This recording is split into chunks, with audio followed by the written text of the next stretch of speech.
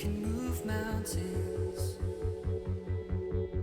I don't have to be afraid for you. I know you are guiding. All things are possible. You are guiding. None can replace.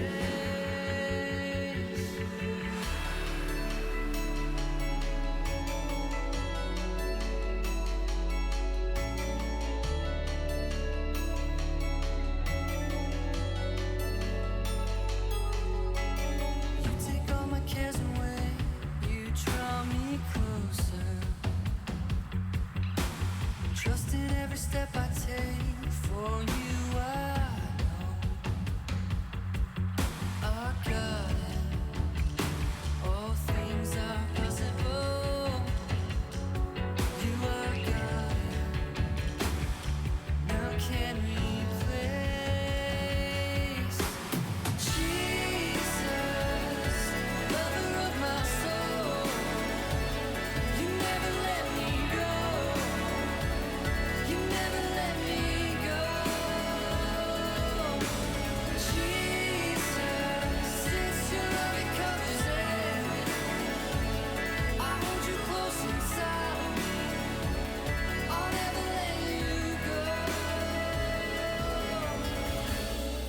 All this life I live is fully yours alone.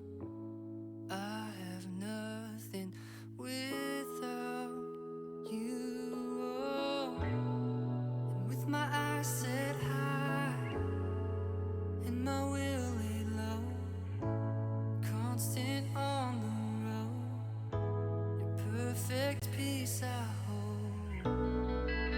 Everything is yours, everything is yours.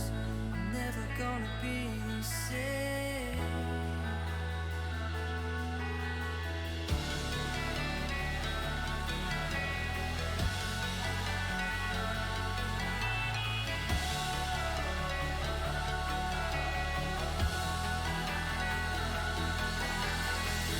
Jesus, lover of my soul, you never let me go. You never let me go. Jesus, lover of my soul, you never let me go. You never let me go. Jesus, it's your love that covers everything. I hold you close inside of me. I'll never let you go.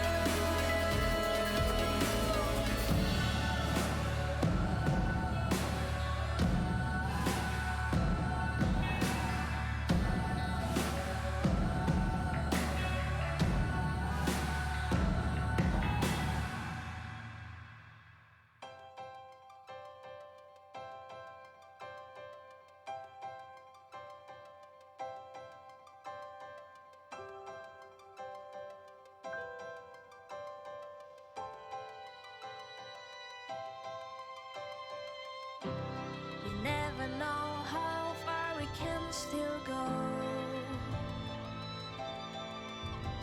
'Cause sometimes we're too fast, and sometimes we're too slow. You never know when our time is up,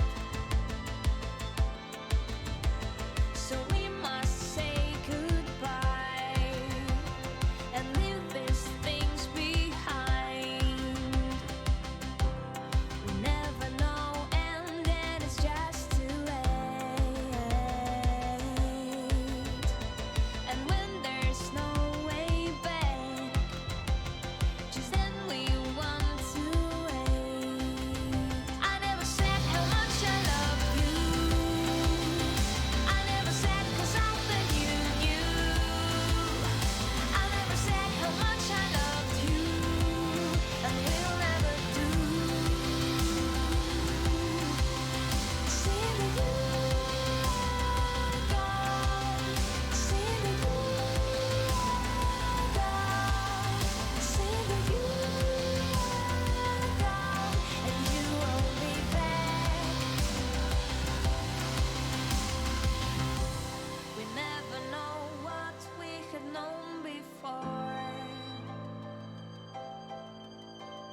that we were looking for, the thing we once ignored. Never know, and then it's just too late. And when there's no way back, just then we want to wait. I never said how much I love you. I never said 'cause I thought you knew. I never said how much I loved you, and will never do. See that you are gone. See that you are gone. See that you are gone, and you won't be back. I miss you. I want you. I need you. I love you. I miss you. I want you.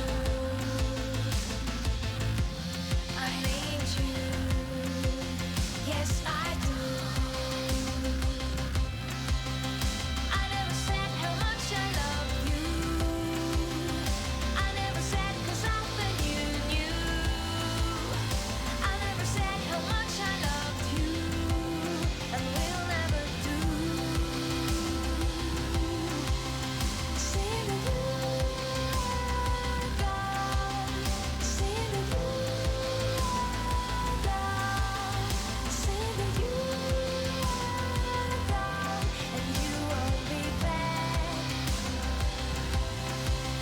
See that you are gone. See that you are gone. See that you are gone, and you won't be back. See that you are gone. See that you are gone. See that you are gone, and you won't be back. See that you are gone. See that you are gone. See that you are gone, and you won't be back.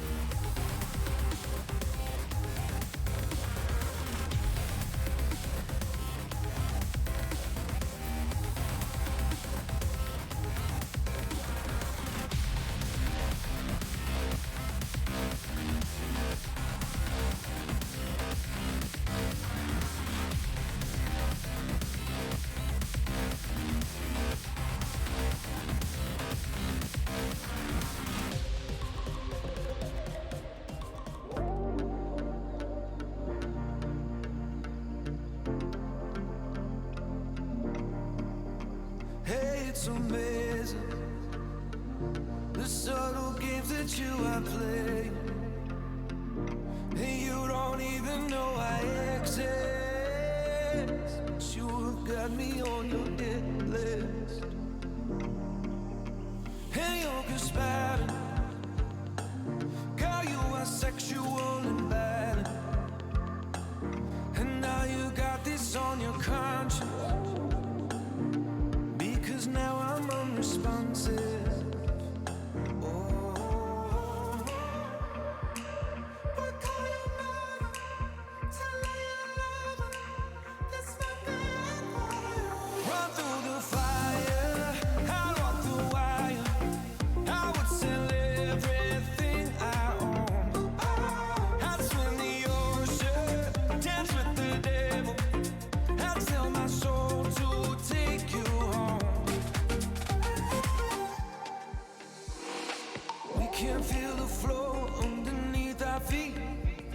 Shots through my chest as you watch me bleed. Every kick, drum, hit is a symphony. Every brush of your curves is the air I breathe. You speak, I am listening. Sweat rolls, girl, you're glistening. Slow mo, pull me in.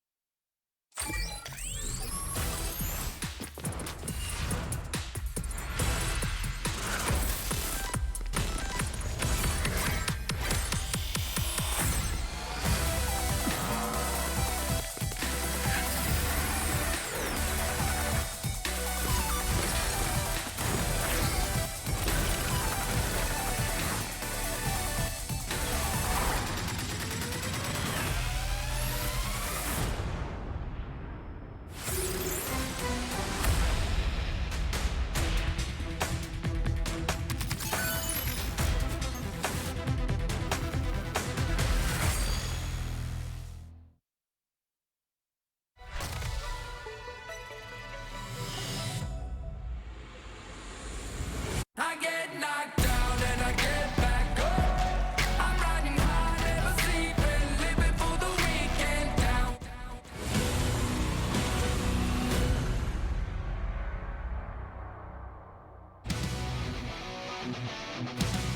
2020 GSL SuperTournament, Season 1.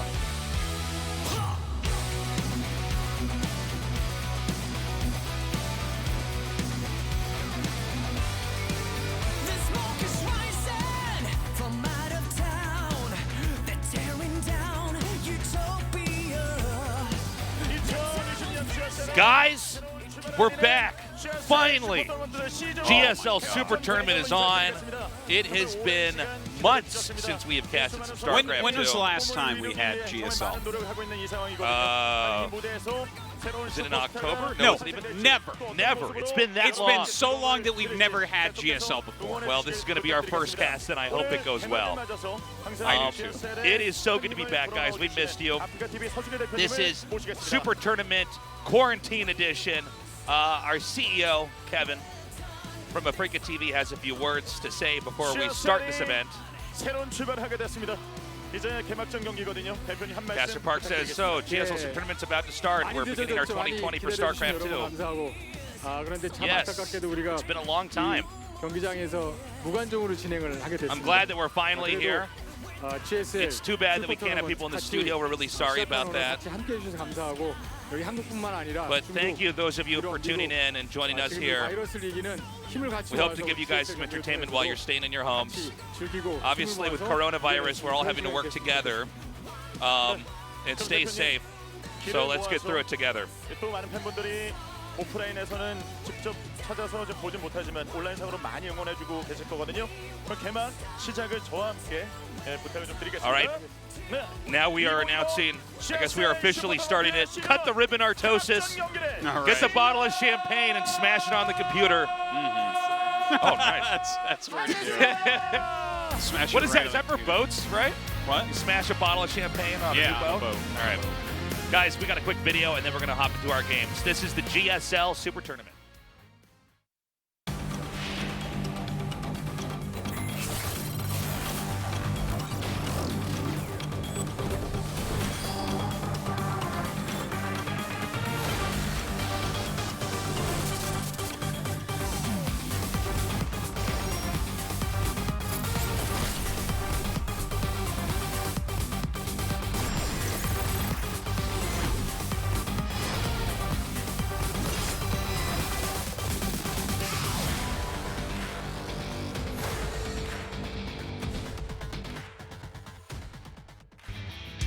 2020 GSL Super Tournament, Season 1. It's so good to be back.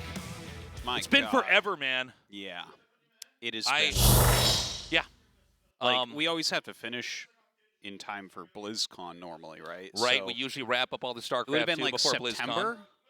I So think it's so. literally been like 6 months since Yeah. we've been on with GSL. It's been crazy. It's been weird, 6 actually. months. It's good to be back here at our desk. 6 months? That's the longest we've ever That's not half casted. of a year. Yes, very That's good. half Artosis. of a year. Yes. Crazy. So this tournament's going to kick ass. Super Tournament is my personal favorite tournament to do out of all the tournaments we do all year. Half a year since the last Super Tournament. Yes. It's crazy, Tasteless. We should point out to you guys, I know normally Super Tournament is over the course of 4 days, all crammed together. This is going to be over the course of 2 weeks. So it's going to be like our normal, if you guys remember, our normal schedule was usually on Wednesdays and Saturdays. Saturdays afternoon times in Korea, evening times for Wednesdays. This tournament is going to be Wednesday night and Saturday night for 2 weeks. 6 months, Artosis. 6 months! Tasteless. Too long, man. Too long. I don't know. It's so good to be back. Yeah, You know, it's funny it is. because, normally we're casting usually about every week. Occasionally there's a break somewhere in there. But God, I haven't gone this long since the game came out. No, I know. It's madness. I'm just so happy to finally be back here. You can see our schedule as Tasteless spoiled before the overview came up. It will be 2 weeks. Obviously, we have a gigantic prize pool. 4 players getting seeded into GSL Season 1. I see people that keep on going, well, we see the GSL Super Tournament is announced, but what about regular GSL? Is regular GSL coming back, or are we just having Super I'm Tournaments all afraid year? there will only be 2 Super Tournaments. Yeah. That's it. Well, you see here, top 4 players getting seeded in, so I guess we're having a real season. I guess we can confirm Season 1 of GSL Codes. Wow. Here's our bracket. This is going to be a sick set of matches, man. It's crazy. How good these matches are? Yeah. TY versus Zest, are you kidding me? That's literally an old finals. Yep. I mean, Patience versus Dart, can you get better than that? I don't know, but we do have Stats versus Maru, which is all right. I'm looking forward to SOS versus Rogue. Rogue has been crushing it. By the way, for Parting versus Trap, this is going to be their first time ever in a tournament match for Legacy of the Void. So this will be interesting to see how these two approach the matchup. Yes, and each of these series, it's going to be a best of 5. If you've watched Super Tournament before, we're going to be just plowing through this. So it's going to be match after match after match. We won't have very much downtime, so it's going to be just some pure StarCraft 2 action. Well, thank God. It's about time.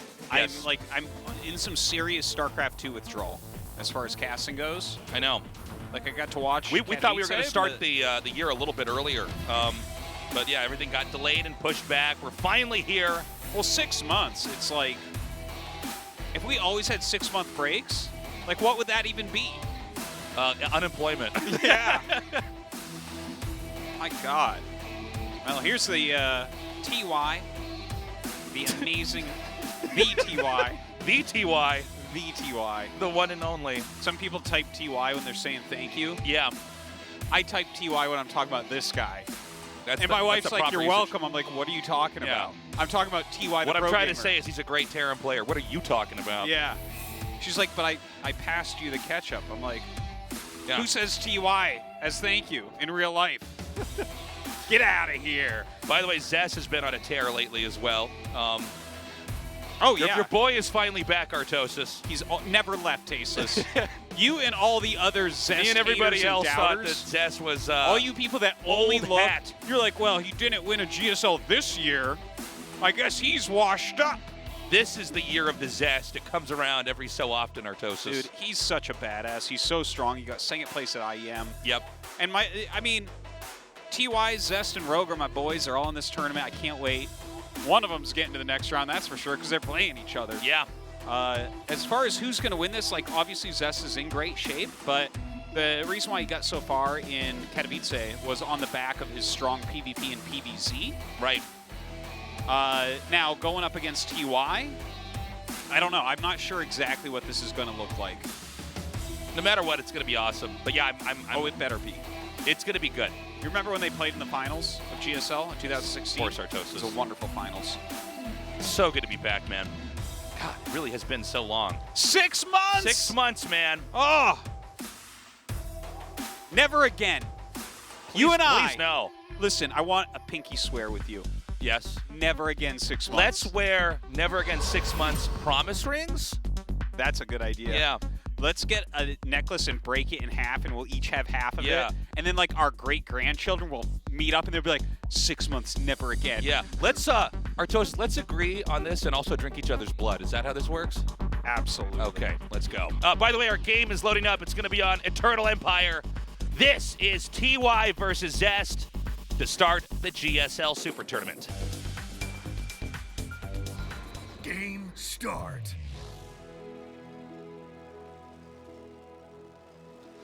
Oh, that's right. We got to intro these players. The bottom left. Sorry. Sorry. TY. The only other cast we've done is ASL where we don't have this graphic where they do that. All right. In the upper right, in the red, he is. Woo. Raise your edge gaming. Zest. It's a team name that's also a demand. That's true. Raise your Pass edge. the mayonnaise gaming. TY. So we've got a probe out, laying down a proxy pylon. What are we doing here? Looks like a 2-gate rush coming up, Tasteless. I like it. This is very cool. By the way, guys, before the game starts out, a couple updates. ASL is still going on. We can't have any audiences yet. We're sorry about that. Obviously, I think we all understand with coronavirus, this is the right thing to do.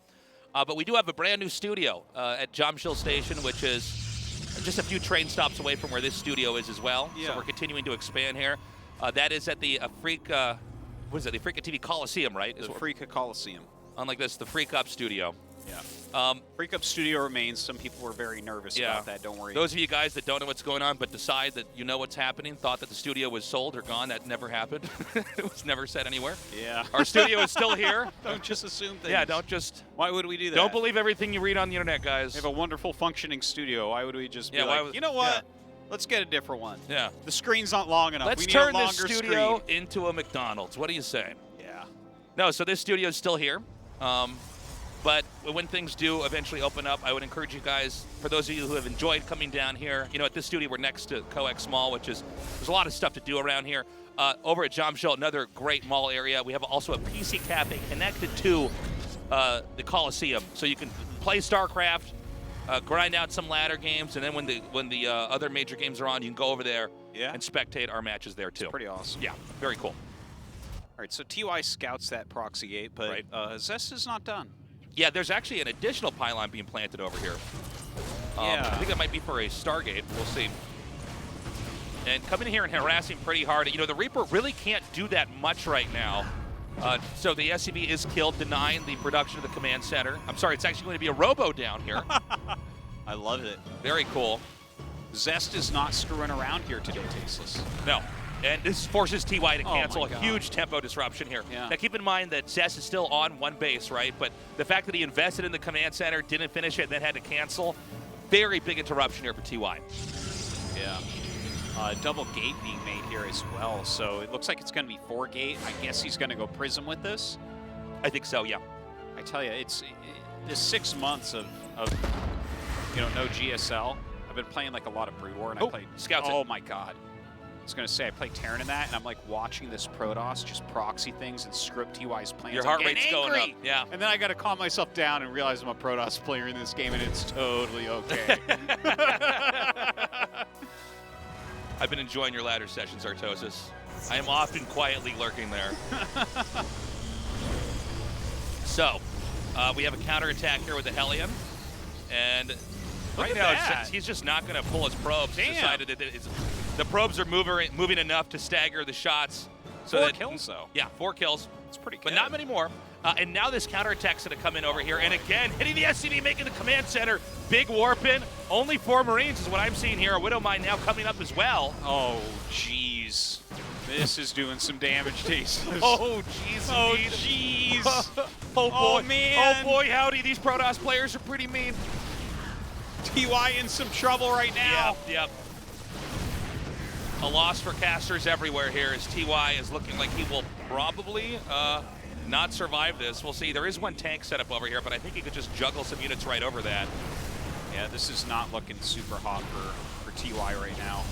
We'll see if he can hold on, because he does have double command center against, you know, there's really nothing going on for Zest other than this push. So he definitely needs this damage. I guess I spoke too soon. It looks like TY is still hanging on, but this is going to be tough. Now he's going to use his Zealots to come forward and tank the shots so the Adepts, Sentries, and Stalkers, excuse me, can continue to fire over here. The Zealots are hitting the tank right now, getting lower. SCV's trying to repair, and the tank just disappears, Artosis. It just yeah, we have the wrong graphical settings. It disappeared like the when people disappear in Looper or they pop in and out. Yeah. Well, that's like one of the ways on lower graphics that you can have it. We'll probably and here's a little funny thing. Actually, Shine isn't here today. JYP is observing for us. Yeah, I saw JYP when I was coming in. So, JYP. He told me he was better than Shine, but after seeing that tank disappear, I'm not so sure. Okay, again, TY just barely hanging on. He's got 8 workers. There's 1 tank here, which can be controlled pretty well, but I mean, the fact that the War Prison's still here means the momentum is definitely going to be on the side here of Zest. And it looks like he's barely going to... Oh, hold on. With these, he'll come in here and kill him for sure. Yeah, nice micro there, and GG is called. And Zest takes down TY in game number 1. Great game to start things off. Yeah, brutal proxy there. Really well executed. TY never really having too much of a shot there. No. Unfortunately. And so, I really think Zest has a good shot at taking this whole thing, but that's a strategy you can't just do every game, so we'll see what else he's got in store here. But I hope he does it every game. Would it be funny if he did every game and then it worked? And it's like, okay. Yeah, and we're like, oh, is that the new broken thing? That's the standard. Is that how the PvT ladder's going to look tomorrow? That's nice. Well, the ladder definitely tomorrow would look like that, for sure. By the way, guys, help us have the ladder look like that. Spread the word, because obviously you see that we are not on Twitch anymore. Yes. We're on YouTube and Africa TV. So spread those links around. Yes, please let people know. I know when we have a downtime as long as this one, you know, we obviously have a decline in overall viewership when it starts up again. So let's give that a big injection of viewers here. We're going to go to Everdream now for map number 2. Cool. Let's go, Tasteless. Okay. Bring me away. Hold my hand. Let's go to Everdream. That's like how long this was gone for. 6 months. I call it an Ever Nightmare, man. Yeah, that's true. Okay, our game is now loading up. This is game number 2 between Zest and TY. Right now, Zest with a 1-0 lead. And let's see if those graphical settings got fixed, Artosis. Our game's now ready. Let's go. Game start. Okay. Okay. I like it. No ID call this time around. SCV being sent out immediately. Yeah, and I like this, actually, because if your opponent's going to do things like that to you, you may as well cheese him back. Yeah. What, you gonna play this like a brave style of like making a command center trying to get into a macro game against this guy? No. No, just go build your buildings over there and it'll be fine. So initially he is checking for proxies. Let's see if the probe continues to pull up over here. Okay, he's going to spot this immediately. Busted. Oh, yeah, that sucks. That Zest sucks. just has his number right now. Let's see if we can see TY's face. Not too happy about that. You get rushed in game 1, try to give him a taste of his own medicine, and you're denied before the building can even finish. Well, so, TY is obviously not dead, but this is very uncomfortable. We'll have to see how he improvises from here. well, he's making his barracks at home, obviously, right? We'll see where he goes. Like, I mean, it kind of sucks, but at least he's not being proxied, right? That's the one thing he learned. This time, a much more standard approach here. Zest squeezing out an expansion here, continuing to tack up. I'm guessing we're probably going to see an expand coming up here for TY as well, but let's wait and see. And, well, looks like Zest going to go ahead and get his proxy down. Yeah. I'd imagine this one will be a Stargate. I think so, yeah. It'd be really weird to proxy something else out there right now. He's like, I just want to make sure I lose my Robo later on. Yeah. And so that pylon finishes up, and we're going to see Zest do this. Now, even though we saw a proxy in Game 1, this is not one that I believe is really intended to end the game quickly. It's probably just so that Terran can't scout this as easily. A lot of times, it's just common to put tech like this outside your base, because it's easier to scout their entire main sometimes than it is to just scout the entire map for something hidden like that, you know? Yeah. The maps does take a long time to scout everything out, and something like that, you're not necessarily really utilizing the Stargate in the mid game. You know? Yeah. You get what you want out of it, whether it's, you know, an Oracle or two, maybe a Phoenix, and just who cares if it dies? Well, Stalker's going to come forward now, chase away this Reaper. And we're having definitely a game that's more in the realm of ordinary here this time around. Both players trying to expand up. It's good to be back, man. Yeah, it feels nice. Were you afraid you would have lost your casting abilities over that long? It's Pretty actually sure I weird. did. I mean, casting is sort of a muscle, right? You know, you have to exercise it. It is in no way a muscle. It's a muscle. It's a muscle, man.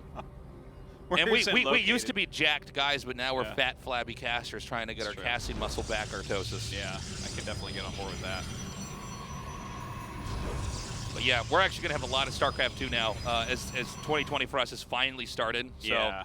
if you guys were, you know, jonesing for some StarCraft 2, everyone there's going to is. be a lot now. So very exciting. Yeah, you guys are going to regret jonesing for StarCraft 2. When Yeah, we're you done guys with might you. overdose on StarCraft 2 and die from it. So, you know, That's the way I want to go. you're going to get organ failure from too much StarCraft 2. So the Oracle comes through here, kills 2 SCVs so far. Nice. 3 SCVs. He's doing a great job staying out of range of that mine. Oh, what? So crazy, man. Thought for sure he was going to connect with that. And now we have Blink coming into play here. Big moment. We're probably going to have some pressure coming up here from the Protoss pretty soon. Protoss taking his third base as well. Keep in mind in this matchup, generally speaking, unlike almost all the other matchups and all the other StarCrafts where one race is usually going to have an additional expansion over the other, in this matchup, a lot of times it's usually about even. So if we see the Protoss taking a third, we know the Terran has to take a third pretty soon. Or do the opposite and try to do a push and punish the Protoss as the Protoss is trying to develop. The Terran then comes in and tries to hit the Protoss. Yeah, normally you're going to get your production going like at least 3 Raxes, get your starport and factory rolling, and some upgrades, and then take that third command.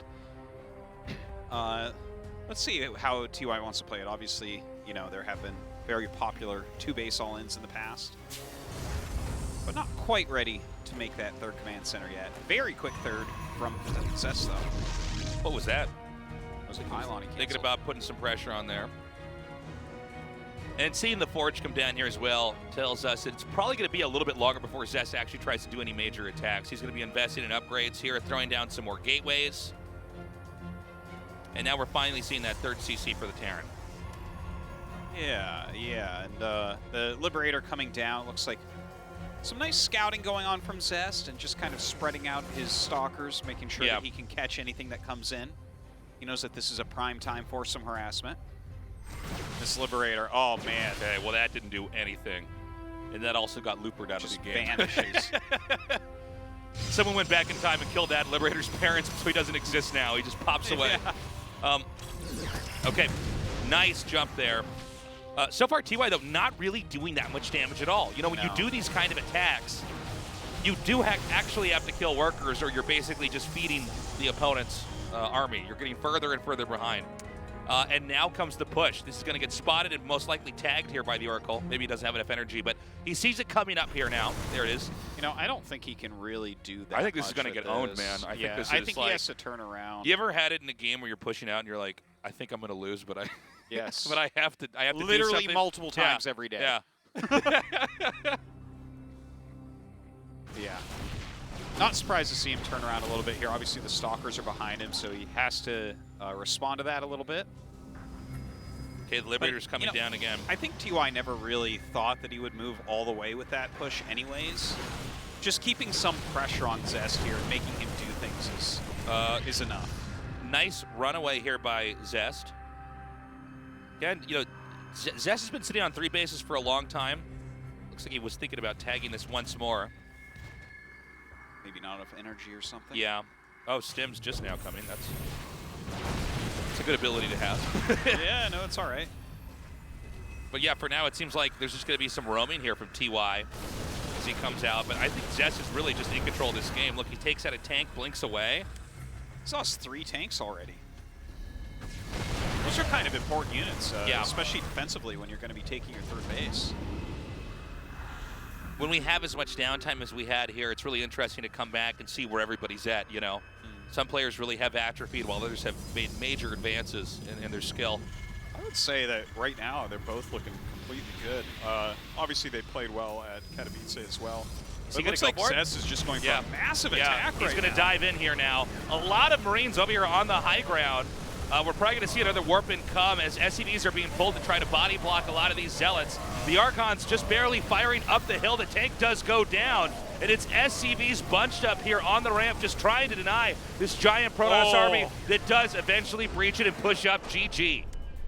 Yeah, nice break there from Zest. If he hadn't picked off all those siege tanks, I don't think that there is any chance he would have been able to break in there.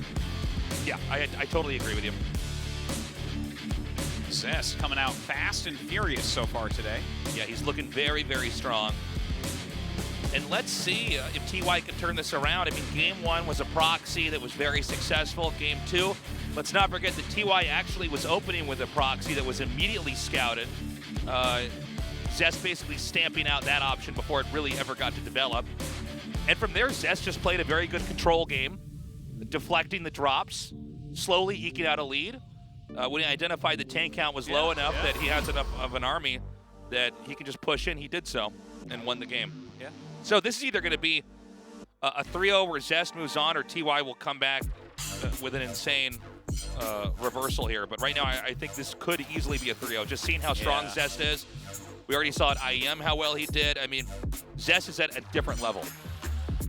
No, I know, he is in great shape. I feel like TY did play very well there, but it didn't quite go his way. The groups were a little bit tough. But I hope he comes back and gives us a series at least, right? I don't want to start with a 3-0. It's been 6 months. I know. I'm hoping for a long series here, but it's going to be tough. Now let's go to a map that this one just rolls right off the tongue. Purity and Industry. Yeah. I love it. How far can we go with map Tasteless, names? you can't have both, okay? Choose one, Purity or Industry. Purity? Wrong answer, Tasteless. It was Industry was the right one? Industry was the right answer. All right, guys, our game is ready. This is game 3, TY versus Zest. Go. Game start. In the center right, blue. Triumphant Song Gaming, TY.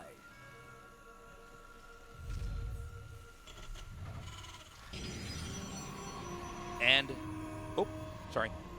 and over here in the red, he is. Raise Your Edge Gaming, Zest. Raise your edges, boys and girls. Raise them high. Raise your edges in the chat. That's right. Can I get some raised edges in the chat, please?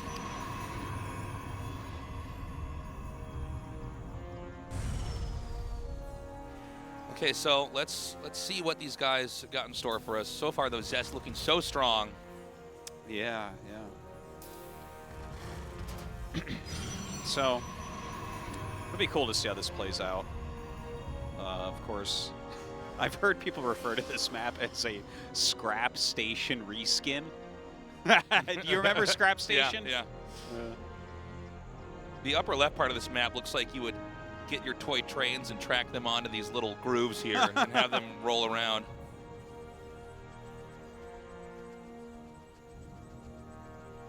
So, obviously I think we're going to watch for drop play here, but hold on a second. Got a pylon pretty far out. That is so far out. Yeah. What are we making over here? Is he doing DT? I think it has to be. If it's that far out, where it's like the odds of the scouting worker ever going there are just so low, because you can really gauge where the pylon is and then you kind of get the intent of what's going on. Like if it's right next to their base, clearly you need to get something there very quickly. But if it's very, very far out like this, it's so that it's never seen at all. Of course, there it is, Twilight Council. Well, it doesn't necessarily have to be TT. It could be like Blink or Glaives or something. But yeah, but I mean, he's hiding that tech, is the point. Yeah. Either way, you know, I think as TY here, it's so hard to know exactly what this is, right? Like it could be a hidden robo, it could be a Stargate. Hell, it could be another gateway, right? Oh, hold up, dude. I'm holding. Keep holding it, and make sure to keep your edges raised too. Is he gonna spot this? He's got the right idea. Oh! He doesn't see it! Oh my God! That's crazy. And you know what's even worse about this is when you are scouting this much and you don't see it, you're even more confident that something like this isn't happening. That's so sick. Zest, Zest. Over in the park area of the map. I can't even believe this. Yeah, well, in the purity section, right? Yes, is that okay? Not the industry section, right? Well, certainly not the industry. This is the purity section. But he's going to make it quite industrious to get all those gold minerals. Now, this is so funny, right? Like, I feel like I'm watching SOS play, but he would probably not get units that shoot up in a game like this. Yeah, I think you're right. He would get charge, and that would be it. Yeah. And he would just make 1,000,000 Zealots, and if you have a Liberator, you win. But so we got the slowing Bubulas. And missile systems. Just saying. saying. Look at that. They tell you where to put the turrets. Oh. So. Those look like wraiths in the other ones. That's cool. Yeah, so anyways, having that gold base and going Blink at the same time, kind of interesting. Nice recall to get it saturated right away. And so, of course, when you get a gold base like this, the large amount of minerals that you're going to be getting very quickly can allow you to invest in maybe some kind of a timing attack. You know, we've talked about what you do when you get mineral rich quickly. You can also use it to try to expand again, but I'm guessing that this is probably going to be for some kind of attack. But it's spotted immediately. And this is annoying. He's going to lose a couple probes. He has to wait for this pylon to warp in so he can get some defense here. Everything else is too far out. And immediately, we have a medevac coming out here, boosted down towards the bottom left. Blink is 10 seconds out. We have some stalkers that have been warped in here. You know, with that medevac, maybe he can put on a little bit more pressure there. Yeah, let's see if he can. Oh, hold on. He's turning. Oh, he might try to drop where that pylon is and the gates are. There's only one pylon powering that, right? Oh, but he's ready. Ooh. Good denial there by Zest. Oh, no. Oh my God. You see the head shake just in time right there. Yeah, this is... Oh, things are not looking good at TY. Looks like TY is going to be casting pretty quickly here. Wait, actually, who do we have today in this place? I think is it Curious. Curious. Yeah. Ah, young Curious. Yeah. Curious is like, oh no. I guess I'll be staying home tomorrow. Yeah. So, coming out now is going to be the opportunity for some pressure. I mean, when you take out that medevac and you took a gold base like this. Oh, I know. It's just... I mean, the lead that you have is insane. I thought he was actually going to commit on that bunker for a second, but that would have been pretty bad. Yeah, yeah. With the tank there? Right, oh my right. God. So he backs up. We do have the Raven coming across the map. I guess he might try to chuck an auto turret down here, but I don't know how impactful this is really going to be. Oh, with the shield battery and stalkers there, probably not very impactful.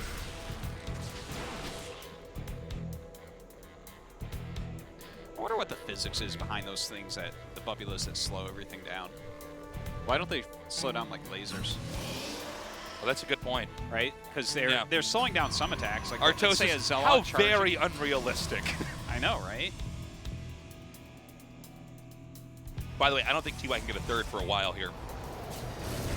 There's such a huge gateway explosion. We have 5 more gates coming down here. Yeah, you got to play a bit turtly in a game. Yeah, like he's adding Immortals in here, and I think we're going to see Zest squeak out a third at his natural now. Yeah, that would make sense. By the way, talk about Zest preparing for the map here. Oh, yeah. Oh, this SCV is still on the map. Well, at least you'll see the timing of this third Nexus. That's really useful. Yeah. It gives him a better sense of where Zest is in this game. TY obviously knows he's already behind, but having a read on where the development is for Zest is very important here. I gotta say, I'm actually excited to see what TY does decision-wise here. Like, whether he plays it a little bit more slowly or he tries to put the pressure on. Because I feel like since this was gold base into... Oh, this is ridiculous. This is so annoying right now. So Look annoying. at this. He's actually going to stop the barracks. Nope. He just slowed down the production. Pretty He's actually getting this there. one, too. Look at this. My God. TY is not giving up on building there, by the way. Yeah. But like I was saying, I'm interested to see how TY wants to play this. Like, does he like mass up a little bit more, wait for his 1-1, for instance, or is he going to try to push more quickly? I feel like he should be playing a more turtley game because of the gold base. Can we just, for a moment, talk about how weird it is to see a floating rock with palm trees on it outside of what looks like Mars? So I didn't know that you were a space planetologist. Oh, you didn't know because that? As far as I know, because I know that I don't know, Yeah. that might be the norm.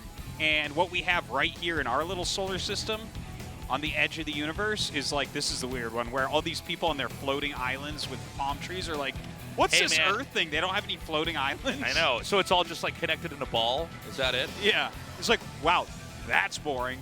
Oh, wait. Yeah. Do they think that gravity's real still over there? Have Oh, fun. my God. Have fun living on your sphere, you loser.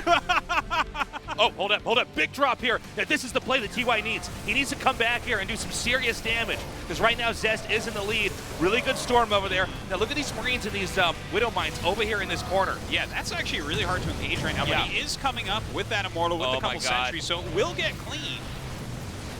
Didn't get that many probes, cleans up some of the units.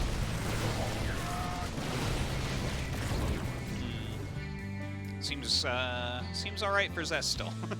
By the way, 4th base being taken here. And this expansion, I mean, it's doesn't really have that much to defend. We see some medevacs coming up here. I think out of necessity. Oh, so good. Yeah, Storm's even the units coming out of the medevac. Oh my God. Well, TY will at least clean this up, I think. No, I think actually Zest is going to win that one, dude. Yeah. Oh my Yeah, God. he's going to take it, man. Okay. Oh, brutal. TY is getting garbage compacted. It's like in the Oh, first, now he's getting the ready. very first Star Wars movie, you know, where they're trying to escape the stormtroopers and they fall inside that garbage compactor. Yeah. Imagine that they just never got out and they got crushed and died. Yeah, that's probably... That's basically what happens Yeah. to TY. It's like, oh yeah, in most of the Very alternate sad universes, story. that's what actually Yeah, yeah. happens. they didn't get out of the Death Star. Don't be ridiculous. It's like, yeah, no, they're in the enemy ship. Yeah. They're surrounded by enemies. Are you an idiot? How would they possibly get out? They're inside the enemy planet base? Yeah. Doesn't seem likely, guys. That monster also died. That had a quick debut. Eyeball monster also dead. Yeah. Yeah. What was he doing in there? Idiot monster. He's really dumb.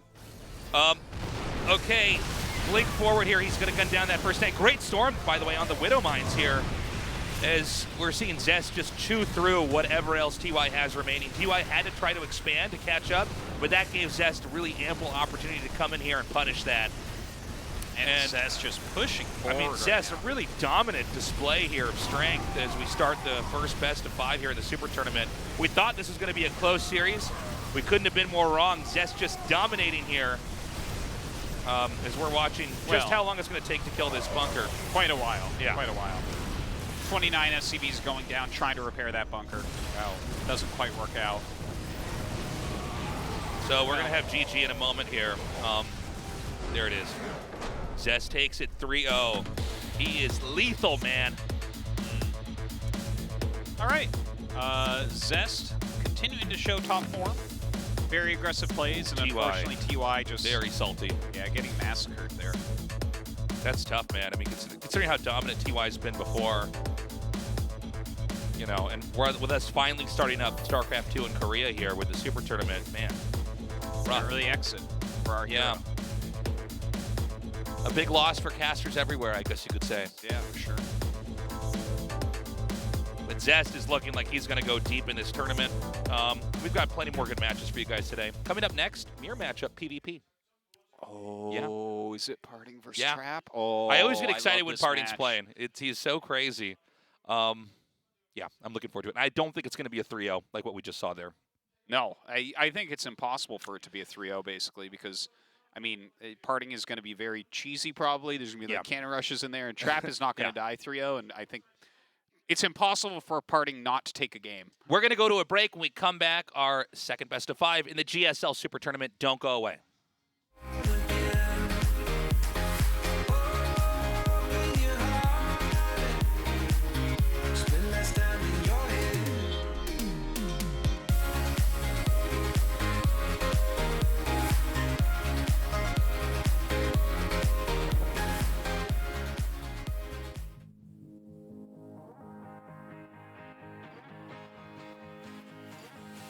Let it be the first thing. Let it be the first thing. Let it be the first thing. When you come home to me. When you come home to me. Kiss me like you did when we were first in love. When nothing ever mattered but the two of us.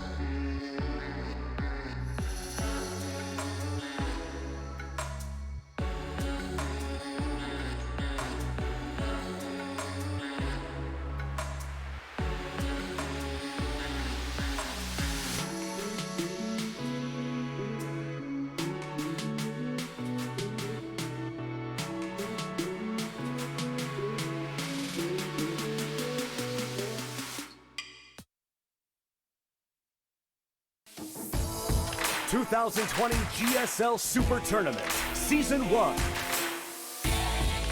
GSL Super Tournament, Coronavirus Edition. Join us. Stay inside your homes. Wash your hands. Don't touch me. Don't worry, Tasteless. I'm not going to touch you. Good. But this game might touch you, Tasteless, because it's partying against Trap. Okay, Touch my heart. This is going to be awesome. This is going to be so much fun. Trap is like such a legitimate Protoss, such a macro fiend, you know, just so strong. He's worked relentlessly on his fundamentals, and it's really shown off because he's gotten so good. Now, on the other hand, we have Parting, who's basically a big memer who smurfs on the NA server and cheeses everybody. Yeah.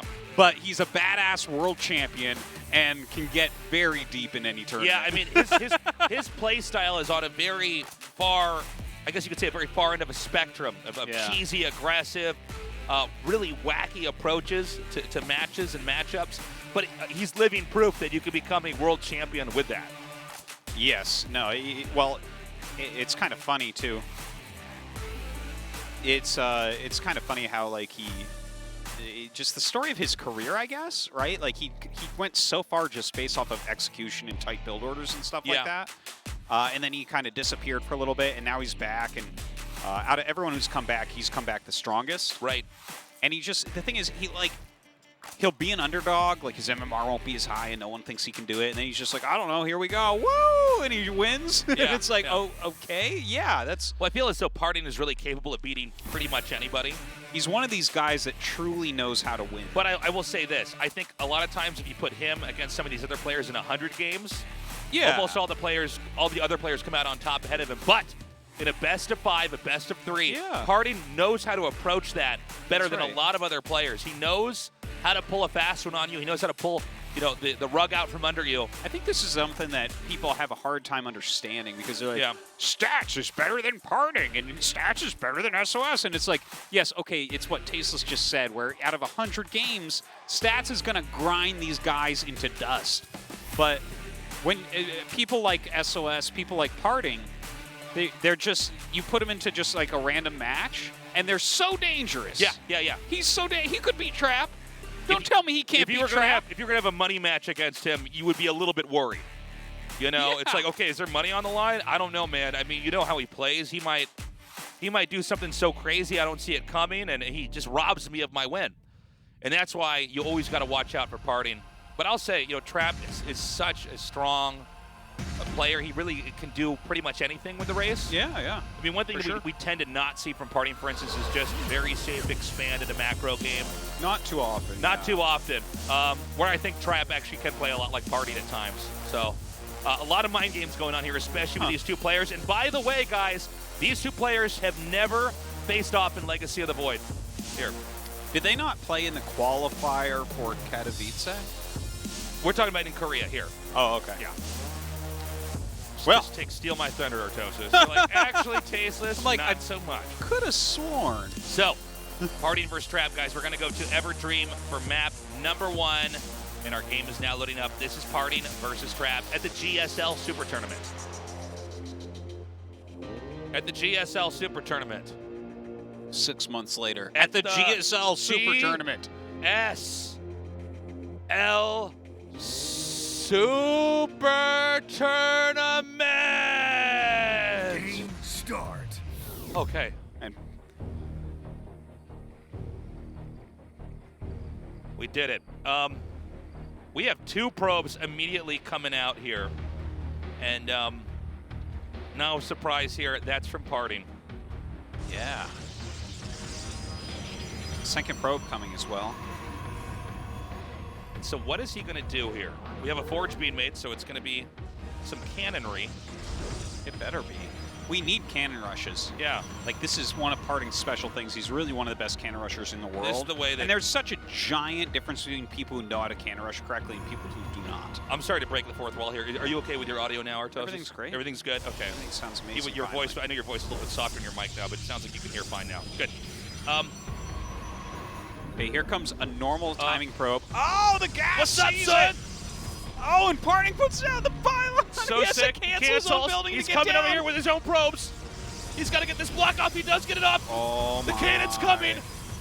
Oh my god. Another pylon on the high ground. This is craziness. By the way, these probes are locked out now. Oh my god. It looks like he's barely going to get it, but will this be enough to actually stop the cannon? It is not. No. Insta cancels go down. Yeah, he's going to come up here with his own probe. The probes are trying to stop him. Oh, there's two probes now. Two on the loose. Yeah, he needs to get some of these started. Oh my god, look at this. Oh, Trap is trying he's so gonna get the hard. probe. He gets them. He gets them both. Now what? Well, Azalt's going to come in, cancel that cannon, and Trap is held. So 5 probes down next to 2, 15 workers yeah, each. but I mean, the gateway is just now starting here for parting, so I mean, this is pretty bad. It's definitely bad for parting. But he's not done yet. He's going to lock out any other future probes coming in here. Yeah, and with the soccer coming out, there's nothing left here for parting to do. No, I mean, he's in so much trouble. And again, when you go forge openings, it doesn't allow for any ordinary development from there. So his gateway's still on the way here. Look at this. This probe is here. He wants to do something so bad. This is kind of sad. The thing is, watching parting do this, like sometimes I watch someone try to cannon rush and they're like doing stuff like this, and I'm like, oh, they're sad. They don't know what they're doing. I know that parting does know what he's doing. Okay, so okay, well, I mean, this tells me that parting might tap out here. Yeah, it's possible. The fact that he's even trying to make cannons here really indicates that he doesn't. He's trying have to wiggle his plan way B. into something working out. Okay, what am I saying? Trap. Come on. Like, looks like I'm playing when those stalkers are just sitting there taking cannon shots, taking hull damage. I'm like, why can't I do the simplest clicks? Okay, the probe is coming out again. Okay. So where do you go from here? I mean, I know that parting should lose this game, but what well, would it either goes like Mass Stargate? Immortals or Void Rays or something like that. Like, you have to do something that just is super strong. Because you have to catch up. Like, gateway units just won't do it. After seeing how Game 1 started, I'm really curious to see what Party's going to do in the rest of these games. I knew that we were going to have at least one game that looked like this. There's always going to be a cannon rush. Yeah. Okay, Stargate so coming. Proxy Stargate. We might put like a gate here. Yeah. Not surprised to see that.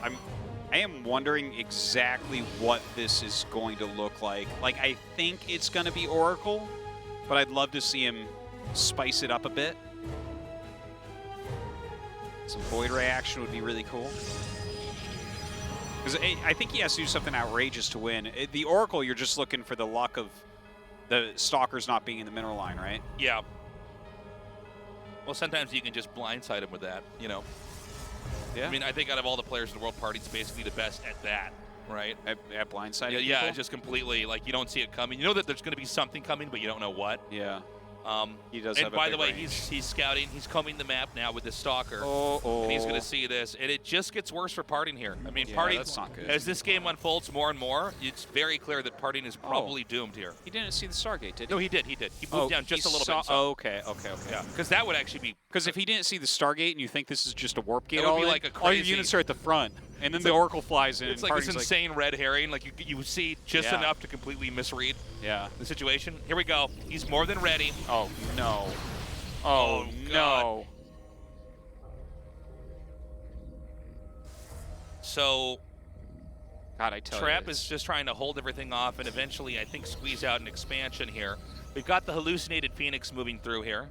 Dude, Trap is making like an immortal. He's got a prism out on the map. Trap is in such good shape right now. Parting in the meantime, just making some stalkers. Oh boy. This isn't good. Has to recall his army. Oh, he loses one on the way too. Oh, is he going to get this War Prism? Oh, I think he is. Yeah, not bad at all. Yeah, that's nice. Actually, that's really good for Parting in this case. Yeah, he is, But he is losing down 7 5 probes. workers. Yeah.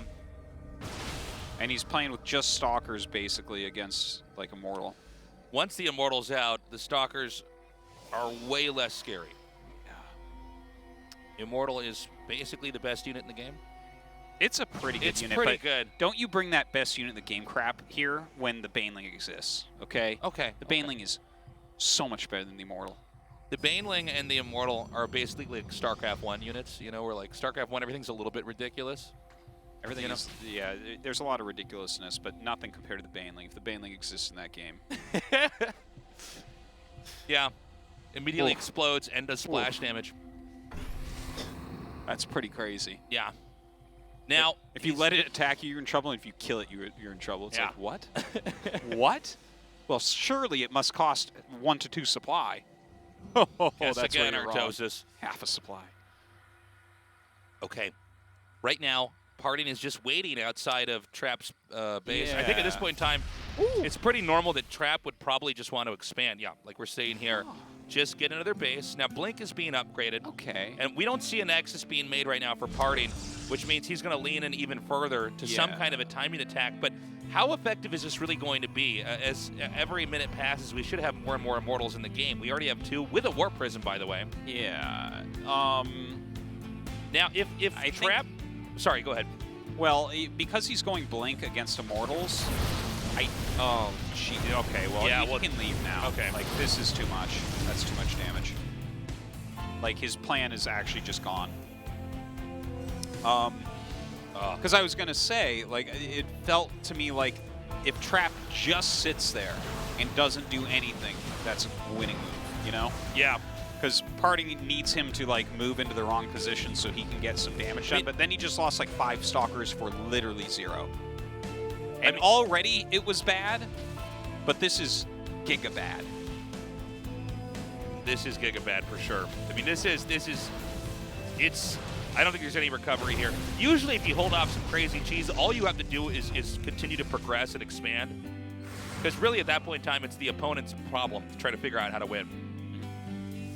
Okay, and so we're going to have a counterattack here by Parting. Now, Blink is about to be finished, so we should be able to do some damage and maybe Blink out. He recalls a chunk of the army. Oh, man. Great play here by Trap.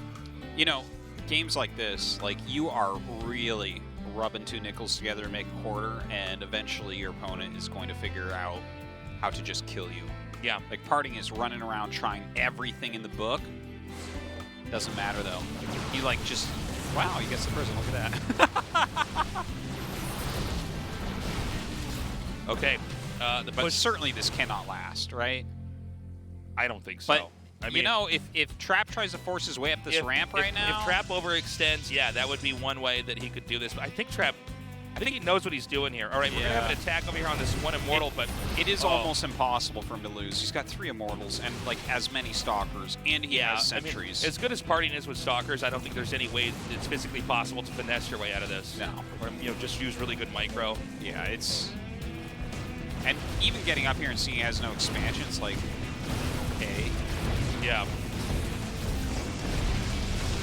Now he can't... He's going to not even be able to make Stalkers anymore. Oh, I like that. Blink out, catch reinforcements. He warped in a Sentry to force field out the army. Yeah, it's not a bad idea. I mean, Parting's doing a good job considering, but I think that the writing's on the wall here with this one. By the way, he did power that Stargate down at the bottom. Yeah, that's true. So let's see, maybe he makes an Oracle and flies that in. Oh, he hasn't. I guess he hasn't made anything out of it yet. I think he wanted to make warp, like maybe warp in some Adepts or something, get probes, but... Look, he's got the 3 shield batteries. He's trying, man. He's putting the effort in. Yeah, probes are being pulled here. He's trying to get rid of this Immortal. Oh, man. It's just slowed down enough. I think we're going to have GG now. Yeah, failed cannon rushes there really hard games. It's not a realistic plan B to come back. Yeah. I said it was going to end, but maybe we're actually going to be in here for a little bit longer. No, okay, GG. You're right. Don't second-guess yourself. Trap takes that. With a very impressive shutting down of that cannon rush. Yeah. Now, you know, maybe in an alternate universe we have a different game there because the probes weren't killed off, but when you kill off the 2 probes inside the main, that's it. That's the end of the rush. It's why the cannon rush can be very strong, but if you just isolate the probe and kill it, you've literally halted all momentum. Yeah, yeah. And you know, cannon rushes like that, it's not like you set one up, kill some stuff, and then now go into a normal game. That's really intended to snowball. And you get more cannons and you take them out. Parting, obviously, very pissed from losing that first game, but what's he going to do in game 2? I don't think a cannon rush again is out of the question, man. No, it's not out of the question. Only because it's Parting. Yeah, yeah. I mean, he has a big range of different openings he can do in this matchup. But yeah, everything went pretty terribly wrong. Trap had some great defense. Look at that weird smile Trap has. Yeah. That was like showing the dentist your teeth kind of smile, Yeah, you know? yeah.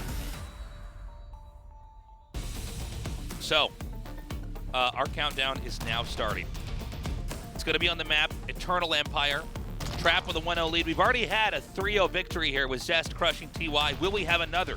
Can Parting come back and even this out 1-1, or is Trap going to get a 2-0 lead? We're going to find out now because Game 2 is loaded up. Game start. The bottom left in the blue. Dragon Phoenix Gaming. Party. No, love him or hate him, man. It's undeniable that this guy is the best at the insane Protoss play. Him and SOS. I feel like SOS is like Parting's wacky uncle. Jin Air Green. Yeah, something You know like what I'm that. saying? Something like that. Like they're related somehow, but yeah. he has the SOS gene, but SOS Like they're both Jedis, but SOS was trapped in a cave for 4 years. I was going to say Batman villains, but you're saying Jedis? Yeah, Jedis. I feel like one's the Joker, the other's the Riddler.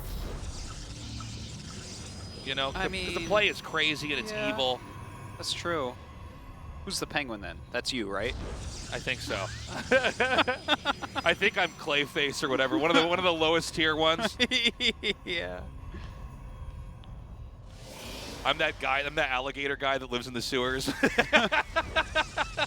That is a Spider-Man villain, not a Batman. No. Yeah. Is that a? It's not. There's some crocodile guy. Hey, It's the scientist that lost his arm and got reptile DNA to grow it back. but for Artosis, some there's reason he's many a crocodile. crocodile villains. There's one in Ninja Turtles as well.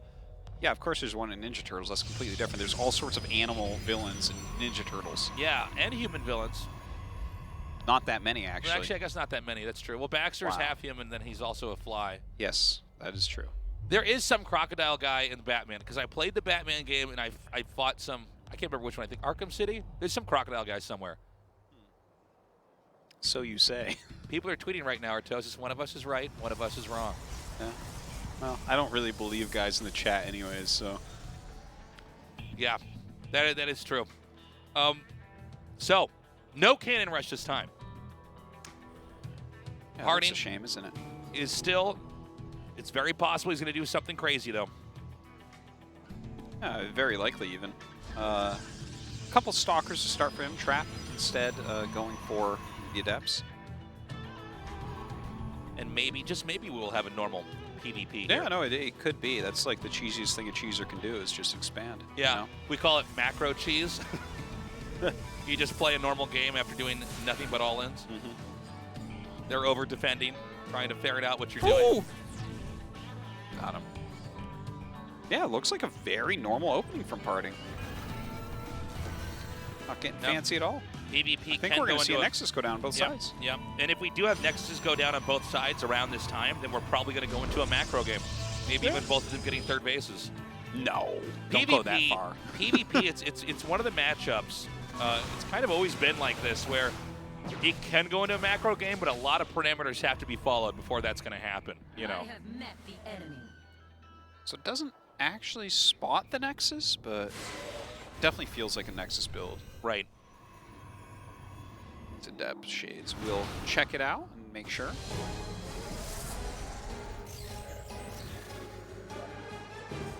And so, yeah, it's going to be a pretty slow game here. Twilight Council for Parting. Over here for Trap, we have the Robo coming. All right. And what do you think about this Twilight? Just blank? Yeah, I mean, I think it's very, because it's Parting, yeah. I would expect something. You know, one thing about Parting is besides, you know, doing a lot of crazy builds, he's much more reliant on having very good control. And I think that Blink is something that, you know, he exploits. You know, that's one of his superpowers. He just has better micro than everyone. Yeah, yeah. He actually reminds me a little bit of Moon from Warcraft 3. Yeah. Where, like, you know, Moon would take a lot of engagements that you're probably not supposed to take, but he controls it so well that he comes out on top anyways. And so there we have it. The Blink is coming, but a Forge is coming down as well. So possibly telegraphing that he might not be attacking immediately here, but wants to go invest into a healthier mid-game. Yeah. Yeah, the Forge coming up from Parting, so that always kind of signals the game going into this next phase where there's no real attacks going to be coming on. Parting feels very confident that the game's going to go a bit longer. But he does add another gateway. Third gate. That's kind of interesting. When we saw Parting when he was most dominant, which was in 2012, was 2012, right? Or 2013? 2012 is when he won the World Championship. Right. 2012, I mean, he was, he had some great builds, but a lot of it was his control. Yeah, he was way ahead of the curve with micro. And this is something that you sometimes his builds were see. better too, though. Like he optimizes aggressive builds very well. Yeah, the Soul Train build. Yeah, like I'll never forget. It was so crazy watching other Protosses try to do it. Like literally, one of the better Protosses in the world at the time, Liquid Hero. Yeah. He was trying to do Parting's build, and he literally left his base a minute later. It was like, what? This is just so far off from what Parting's doing. Yeah, yeah. And that was... Actually, there was several other players who were trying to do the same build, and we'd watch the clock and see they just Yeah, no, came it was out. just, they were coming out 50 seconds, a minute, just completely different. Like, one less century and stuff. It was... Especially in StarCraft 2, which is, you know, when you look at all the great RTSs, StarCraft 2 is the fastest of them. Yeah. Things develop very quickly. Yeah. I mean, StarCraft 2 really is a game where, like, your screen is in the wrong spot for a second and you die. Yeah. I mean, so the fact that he was that good and that quick in this game is crazy. I mean, even 50 seconds, if you're trying to do the same build, you come out 50 seconds later, that's a huge difference. Quite. So, very gateway-heavy style coming out of here from Parting. Right. He's got that +1 finishing up. He's going he into never got the charge, Robo, mass right? Gates. No Robo, right? Oh, no, I'm sorry. He has a Robo. Oh, I'm sorry. Okay, I stand corrected. Yeah, he's getting the Observer. He'll probably get a Prism as well and just move out. But specifically what we should be seeing from Parting is a timing attack on the third base of Trap. If Trap realizes what's going on, he should be pulling back and taking his third just a bit slower. Like, he's going to need to make sure he has some Archons and he has, like, a critical mass where the Gateway Flood doesn't kill him, because his army is going to be quote-unquote better because of the Immortal count, but Parting is going to have a bigger army. So he's got to watch out for this. He's going to need to brace for impact for sure. By the way, Trap does have a Warp Prism that is slowly gliding through the bottom of the map. Actually, I guess it's just now stopped. It's in the bottom center now, but this can be used to counterattack if a push does come here from Parting, which it looks like it is right now. Yeah, well, this push, like, this will be interesting, right? Let's see what Trap gets done with these couple of adepts, because maybe he can make this work out for him. I can't imagine him actually holding on to the third, but you know, if he gets enough probes, maybe it'll just be all right. Maybe it just kind of works itself out. Okay, very modest drop here, and it looks like, you know, Parting's going to clean that up pretty quietly here and continue to push in. Now, I don't see any army right now for Trap to defend this. No, he's just going to cancel. This is 100%, going to be canceled. I almost wonder if he should have let it finish and then attack it, because... No, I agree with that assessment. I think that he should have actually probably waited for it. Yeah, it's actually one of the harder things to call, though, in StarCraft, is like, do I let this actually finish building? Because when I kill it, I get way more value. Yeah, and I love these fake Archons. Yeah, it's amazing. Those are going to soak up a ton of damage. Where is his Prism right now? One of those Immortals in the front going to get picked off. Bottom right. Ah, nice pickup there by Trap. Beautiful juggling going on, keeping his Immortals alive. That is really key right now. The Archons are beginning to push through here for Parting. One in the back. He juggles it out just in time. He needs more Zealots mixed in here. He does have a few more coming up right now. Those hallucinated ones are doing a great job. It's insane how much they're soaking here. Yeah. Had he not had those, this would have looked very different. But now, Trap punches back twice as hard. Yeah, this looks really good for Trap right now. Really good. Just the fact that he juggled those Immortals that well, you got to be feeling him for this victory. Yeah, he's looking great. Like, I mean, this gateway style coming out of Parting, it's a very cool style, but you need to make sure you're doing a certain amount, right? Like, you need to deny that third, hopefully pick off a few Immortals, because as that Immortal count grows, you're just not going to be able to fight against it. Yeah. Gateway units over time, like, the bigger masses you get, the more important those Immortals are. And, I mean, there can be ways that you try to fight back against that. Like, possibly we'll see, you know, you could go like Disruptors or something. It doesn't look like Parting is into that right now. I don't think he has time anyways. Yeah. This is looking rough for him. Well, if Trap was going to win this, I thought it was probably going to look like we're going to have games that look like this, right? Parting has some kind of plan, and if Trap's going to win the game, what he has to do is actually just stop the plan from working. Yeah, Trap is kind of like mini stats, you know? You just kind of absorb everything, and you have enough immortals, and then you win. Yeah. Something like that. No, oversimplified grossly, but no, but I know what you're talking about. Like sometimes you'll have games where what you're just trying to do is like just keep expanding, and you're just trying to figure out what they're up to. Yeah. And then you just stop it, and because you were upgrading everything and teching in the most efficient way possible and expanding in the best way possible, you end up ahead. And so what you end up seeing in games like this is if Parting doesn't pull his caper off, he ends up running into a wall, basically. And then he's zoned out of a possible victory. But Parting's moving out again here. Now, this is a lot of Archons for him. This is so good for Trap, because Trap is actually hitting before Parting is. Yeah, this means that Parting will have to respond first, either commit to the counterattack, but the damage goes out first for Trap. So Trap can do things like maybe kill 2 bases and get home, you know, something like that. Right. Okay, so the Nexus goes down immediately. He's going to recall, I think, a chunk. Wait, what? Yeah, I love this move from Parting. Parting is actually making this a lot harder on him because he's splitting up into every location. He realized that this is a base trade and he should not win it because Trap hit first. Now Trap's starting to move, but I mean, he's taken time to kill that Nexus, right? Parting pulled his probes out first. Yeah, I wonder if he's no actually probes. making a Dark Shrine right now, by the way. I think that would be an ideal move from Parting. Okay, so, all right, hold on. Where are we at in this game? Parting has split very nicely. Now, all the probes, I believe, are just sectioned in the upper left quadrant of the map. Of course, as we all know in StarCraft, the win conditions are actually destroy your opponent's buildings. We never see games usually come to that. Yeah. As far as minerals go, they both are floating at about 500. So that's 5, let's say, pylons you could hide. Yeah, or a Nexus Nexus. and a pylon. Yep, exactly. And, you know, I think that the big problem here is there are immortals. Right. So... Okay, hold on. Where does Trap have buildings hidden? Okay, just one Nexus at the bottom. Where is... Now, Parting, he has 100 minerals, but where's his... Oh, he's making a Nexus, actually, in the other main here. Yeah, that makes sense. He needs something like that ramp to keep him alive. And he has way more probes. But again, I feel like the problem here is that there are immortals, right? It's going to be really hard to do anything because of that. But I'm trying to figure out what is the best way to try to win this game. So I love that Parting gave himself the opportunity here, though. Well, no, I mean, this just shows how good Parting is, you know? Like now, Parting is actually going to move out. Okay, so... The thing is, you might be able to just right-click on the Nexus. Yes, that's exactly what I was about to ask. Is what if you just target down the Nexus? Now, the positioning, though, of Trap's army makes it, I think, almost impossible to just blunt force. Well, he realizes that would be the move. A naked Nexus here for Parting. If Trap just sees that, he can send just a small number of units over there and hit it. Yeah, that's true. Also, I think you probably leave your recall energy ready. Here's another thing to keep in mind, Artosis. Yeah. That Nexus that finishes is at a dead mineral location. He can't, not 100%. But it's Artosis. It's not going to get you into a healthy game. Look, it's almost There's 4 patches. Now, those patches have like 300 to 400 each. Yeah. But this is not the same as this third base over here. That is actually this can allow Trap to redevelop. What tech are you going into here?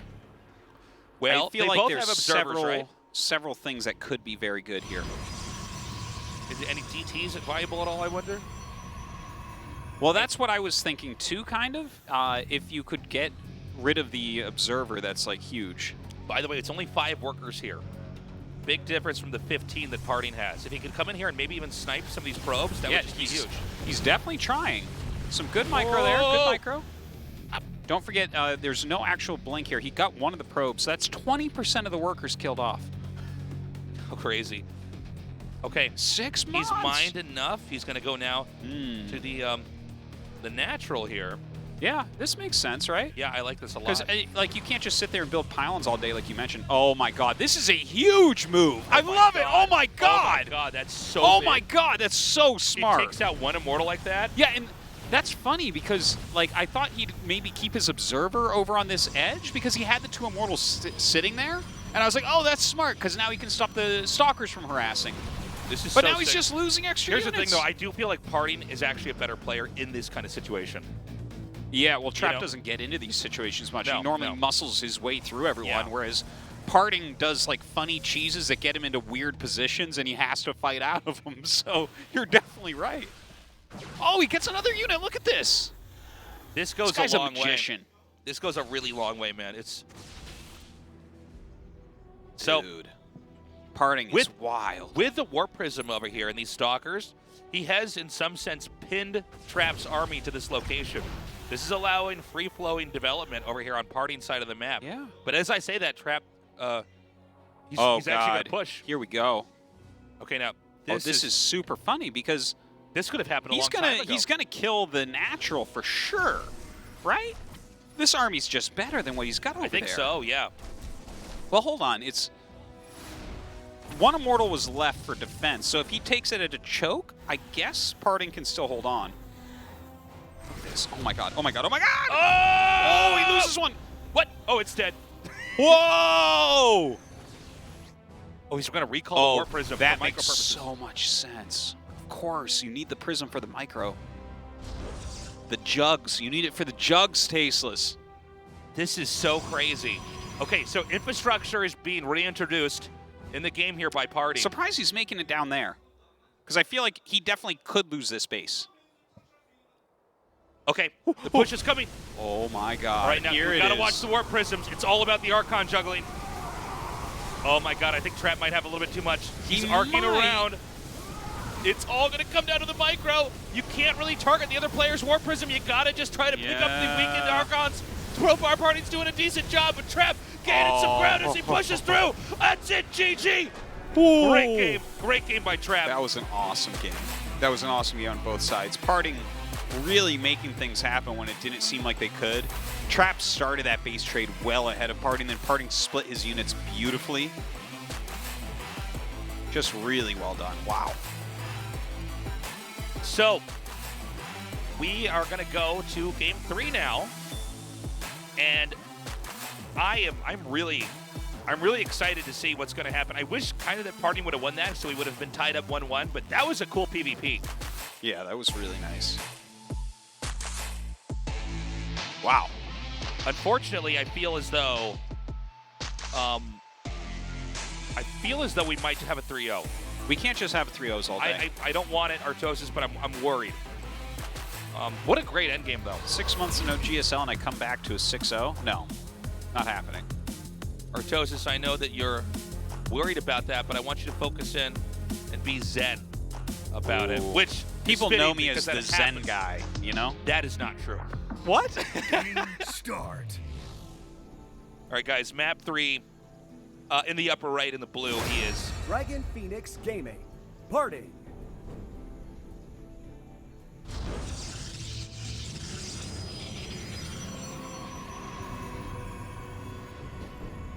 Dragon Phoenix Gaming.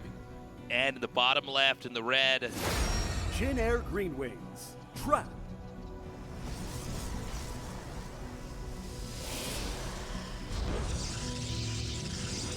Dragon Phoenix. It's like the two coolest mythological animals, right?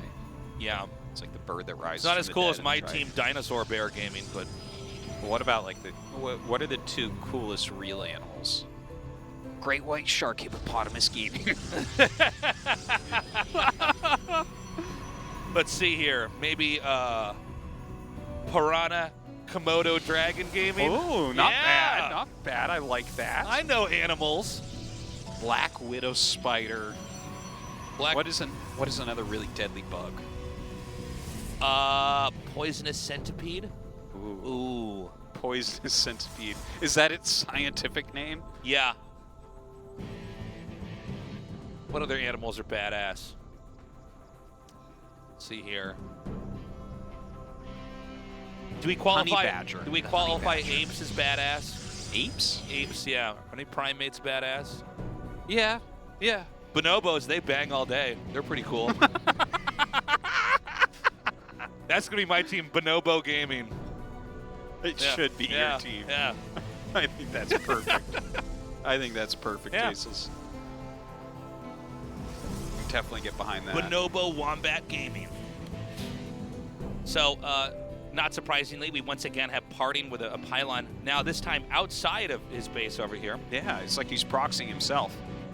I feel like this is the map where the rich Protosses live, you know? It's really nice. Oh, I know. It's a pretty map. Robo Bay coming down here for Trap. Again, we have the two builds now forking out in different directions. Now, Trap was setting this Probova here, and I think he's actually trying to scout hidden tech here. I don't think he was going to try to hide something. Yeah, or maybe. do you think he was? Well, I think generally you do like to at least put a pylon out there. Just for the option. But it's kind of funny when you're scouting for these hidden buildings with a probe, because you just have to like kind of choose an area and go there, and that's it. And you know, there's so many different corners on the map that Parting could put something. Ooh! Oh, this is funny. The catch. Yep. And that was when the Stalker figured out that he wasn't going to win the he's fight. like, wait a minute. I'm actually the bad unit here. Uh-oh! What about my friends? What do you have to say to that? Wow, real back and forth fight here, Artosis. Yeah. Those two adepts thought they were hot stuff. I know.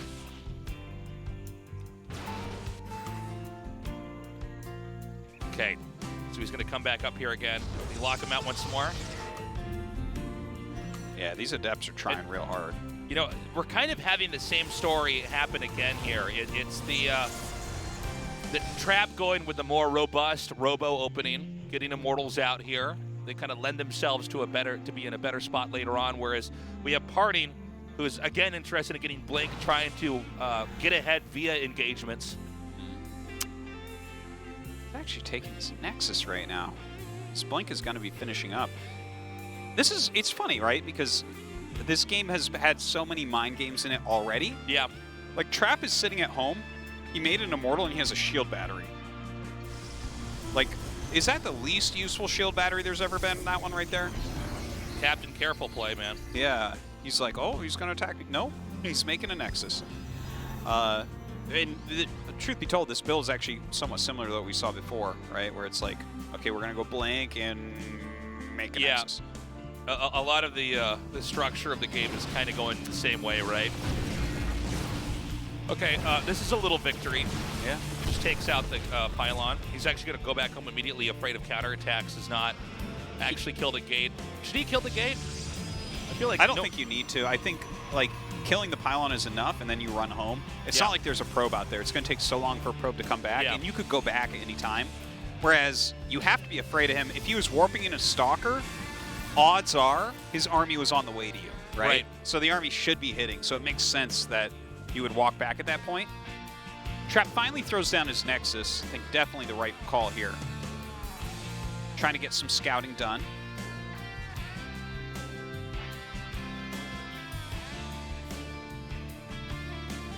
So we wait. Two players both expanding now. Again, Parting with the Stalker play. He's hoping that if a War Prism comes through, he can dive on that and get a kill. And actually, even catching the hallucinations is amazing. Great. Yeah.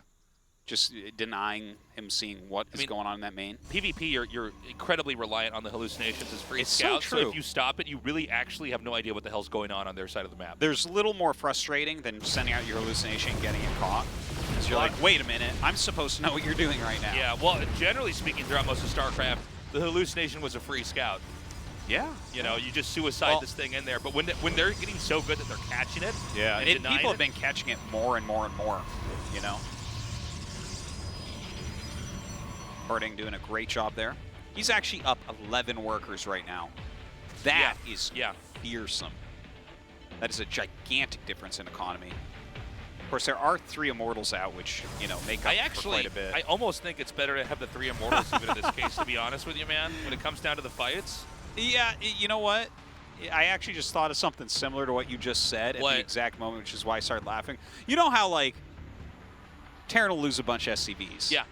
And then, you know, any caster in the world will be like, well, he still has mules. Anyone in the world, not just casters, but like players and stuff. Well, yeah, he doesn't have many SCVs, but he's got mules. I feel like the Immortal is the Protoss mule, where you're like, well, he's way behind, but actually he has Immortals. Yeah, he has Immortals. Let's take a look at this. By the way, I love... Hold on, speak of Immortals, what if he just managed to snipe them for free? Or not? I love what he's doing, though. It looks like he's going Disruptors. And in a situation like this where you have Blink and your opponent is trying to make this kind of deathball your army that counters Blink really well, Yeah. This does really poorly against Disruptor. Because Immortals just, like, don't dodge that well, you know? Now, Trap is getting Blink, so there's going to be some counterplay there. But yeah, this is a beautiful move from Parting, if you ask me. I think that's a great way to fight back against this composition. Yeah, I think this is... It gives you a lot of play. Again, it's in line with Parting's kind of play around the standard meta. Mm-hmm. You know, figure out what people view as the best way to play, and then try to circumvent it. And I think this is smart. You know, between Blink and the Disruptors, it's... oh, hold up a second. That is so big. He got the Warp Prism. That's so... It's so crazy. Yeah. That's basically the most important unit in the push. I don't actually think Trap should push now. I think he should go back. He can't do it. He can't do it. Like, the thing is, you needed the Prism Yeah. for more than Warp-ins here. In fact, it was more important for juggling, right? If he's throwing down a Disruption Ball, you can't just let your Immortals take that much damage. And by the way, you know, like, the Immortals got that little bit of a buff where you don't activate the shield anymore. There's no activation, but it recharges quicker. That actually made Disruptors a bit better against them. But moving on, I think about that often, though. Yeah. About how, like, there used to be, like, you would, like, trigger your shields as the Disruption Ball was about to hit. So, yeah. But now it's like the Disruption Ball is just going to do the damage, and then that triggers the shield. So it feels like Disruptors are a little bit better against them now, for sure. But we don't really see these two comps fight each other very often. It's very difficult. By the way, the third base is being taken here, and tempo-wise, Parting's getting the lead here. And even though we've had a Warp Prism reintroduced into Trap's army, I don't really think, especially like the staircase over here, I don't think you can really push up that with Disruptors there. No, you can't. You're definitely right about that. And I think Parting with going up a hill, unconventional unit composition here is skating further and further ahead. And I think now we're going to have to see Trap either try to play from behind for a little bit and hope that he just has, you know, more technical skill in late game, or he's going to have to push. And with the third base coming down, as I was saying, that I think he's just going to have to. Well, he's actually going Disruptor now as well. He's got Blink, he's going Disruptor, and that's a good way to do it, to be honest. It's like, when you're playing against this, you can go, once upon a time, I remember when Blink Disruptor was really big, some of the Chinese players started going Charge Phoenix. Oh! Right on top of the Immortals. Oh my god, ridiculous connections. Oh my god, and he's going to take out these Immortals, no problem. Yeah, and actually one of the Disruptor balls there hit from Trap, but GG. Not enough. But yeah, I mean, it's cool that Trap was going into that comp too, but then that fight occurred, so there you have it. That was sick. Great play by Parting. That was a fun game. So Parting takes that map. No 3-0 this time, tasteless. Looks like Super Tournament isn't ruined after all. Yeah. And so, now we go to game 4. Good. I didn't want to have 2 3-0s to start this off. No. It's good to be back, guys. We missed you. Yes. 6 months. It's a crazy amount of time. 3 more months and we could have had a baby. That's true. Yeah. It'd just be different. Ooh, 3 more months after that, it's been a whole year. That's right. And then you add a whole year on top of that. That's 2 years. That's crazy. 2 years since the last GSL? Crazy. Okay, Parting has won his first game. Now he just needs to win 2 more. Trap knows he's got his lead. It was a close game back there, but he's got to be ready for whatever Parting's going to pull out. We're ready for game 4. Let's go. Game start. Top left. Dragon Phoenix Gaming. Parting. Nailed that, Tasteless. Thank you. Boom. Bottom right. In the red. Jin Air Green Wings. Trap.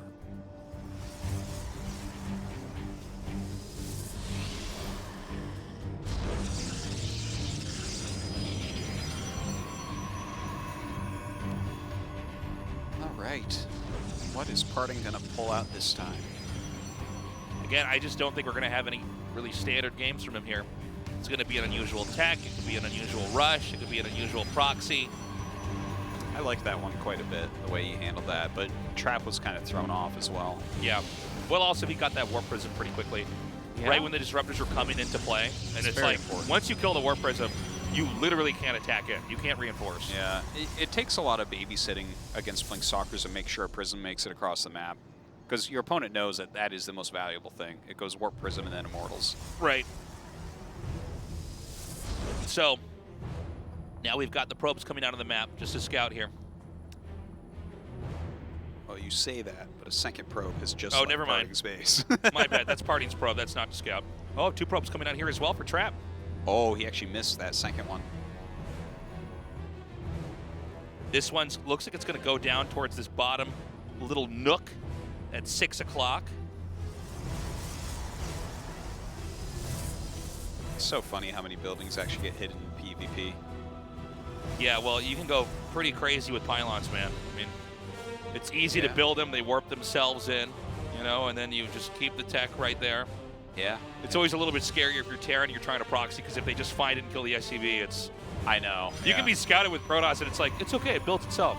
Yeah, don't worry about it. This is the alien race. What Their if they technology empower is it, though? better. You're like, I just built another one. It's Yeah, fine. it's fine. It's not that expensive. Yeah. Do I look like I'm broke to you? Is that what you're saying? So, takes out that probe.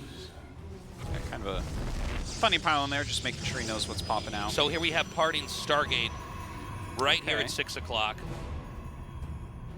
Right. Now, this is not the most unlikely spot to hide this, right? Oh, that's for sure. I mean, this is... In fact, if you- it's the most likely yeah, spot this to is hide. literally like, if you had to show somebody what a proxy looks like, it's like this. So let's see if Trap goes down and scouts it. And by the way, you know, for all the craziness that Parting has here, you might be saying, well, why would you put it in the most common little proxy spot? Well, sometimes that's what people don't even expect because he's known for being so crazy, you know? Ooh. Okay, is he gonna get this? No, turns around. Just getting out of there. But that sucks. No HP on that Stalker. I mean, eventually we're going to see these Stalkers fighting later on, so suffering small bits of damage like that can actually end up hurting you in the long run. That makes a difference. All right, the Oracle is over halfway done right now. Of course, Trap already forced Parting back a little bit. So let's see if he has anything in position. He doesn't. Oh, this could do a lot of damage, Tasteless. Look at that. He's just got his 3 Stalkers out front. Uh-oh. Uh-oh, Trap. This is so bad, dude. He's got nothing over here. Oh, my God. This is some quality harassment already. Look at that. 4 probes, 5 probes. At this phase of the game as well. Oh, he's even going to try to get this. Oh, my God. 5 probes in a sentry. So this is, especially at this part of the game where you don't have that many probes and economically you haven't developed, to lose that many early on hurts. And now Trap is going to be limping into the mid-game. Yeah, this is so good for Parting right now because he's even getting his Robo at a similar time. So he can basically match what his opponent's doing and have slightly more probes and have Oracles out in the map. That is just a superior position for Parting. And then the 2 Adepts shaded in, and Parting lost way more probes. Son? This is the... That's always a fun way to lose a lead. Yeah, this is actually probably the most painful way in PvP to lose a game is when they just get 2 Adepts in and start killing workers. You're like, oh. So funny. It's so funny. Especially if you play as much as these guys where you know you can never let that happen. That's just the most straightforward way to just lose a game. You know, this was, I think that the shield battery was a great replacement of the Mothership Core, except in this matchup because of that. Yeah, yeah. That is like the amount of games, even at the pro level, where someone just like, everything goes wrong. Like imagine if he hadn't killed all those probes with the Oracle. Right now we'd be like, oh, I guess Trap's going to win this in 4 minutes, you know? Yeah. And right here it's like, okay, I guess we're back to basically even. Cool. Looks like he's considering diving in again. Now with 2 Oracles, you one-shot probes. Okay, not bad. Woo. Escapes with both. Yeah, that Forge coming up for Trap. It's a little bit later. Mortals being produced for Parting. And again, we're going to slowly ease our way into the mid-game here. Both players got their expansions up. Doesn't look like either player would have any kind of timing to kill each other on 2 bases. No, so it we're just going to start progressing towards a developed game. What do you think about this Phoenix he's making? Oh, I actually hadn't noticed that it was being made until you pointed it out. Yeah, I'm kind of interested. Maybe just anti-prism? Yeah. Or, you know, to pick up your opponent's units and just disable them in the fight, yeah, I guess. that it's funny. That's something that I feel like we don't really see Phoenixes just added in for that with regular army compositions against regular army compositions very much. But I would like to see that occasionally, like 1 or 2 Phoenixes made just to help out in a battle like that. It's Well, a sometimes kind of, I mean, again, it happens occasionally, but it's not like something where people are like, okay, now I need a Phoenix because I'm going to... It seems like it's just an ability that since it comes with the unit, there's moments where you're going to use it, but you're not getting that unit for the ability. It's not like Templars where you're getting them for Sidestorm. Yeah, only really against Disruptors do you see that. You see Phoenixes made just to lift sub. And obviously they have other uses too, but...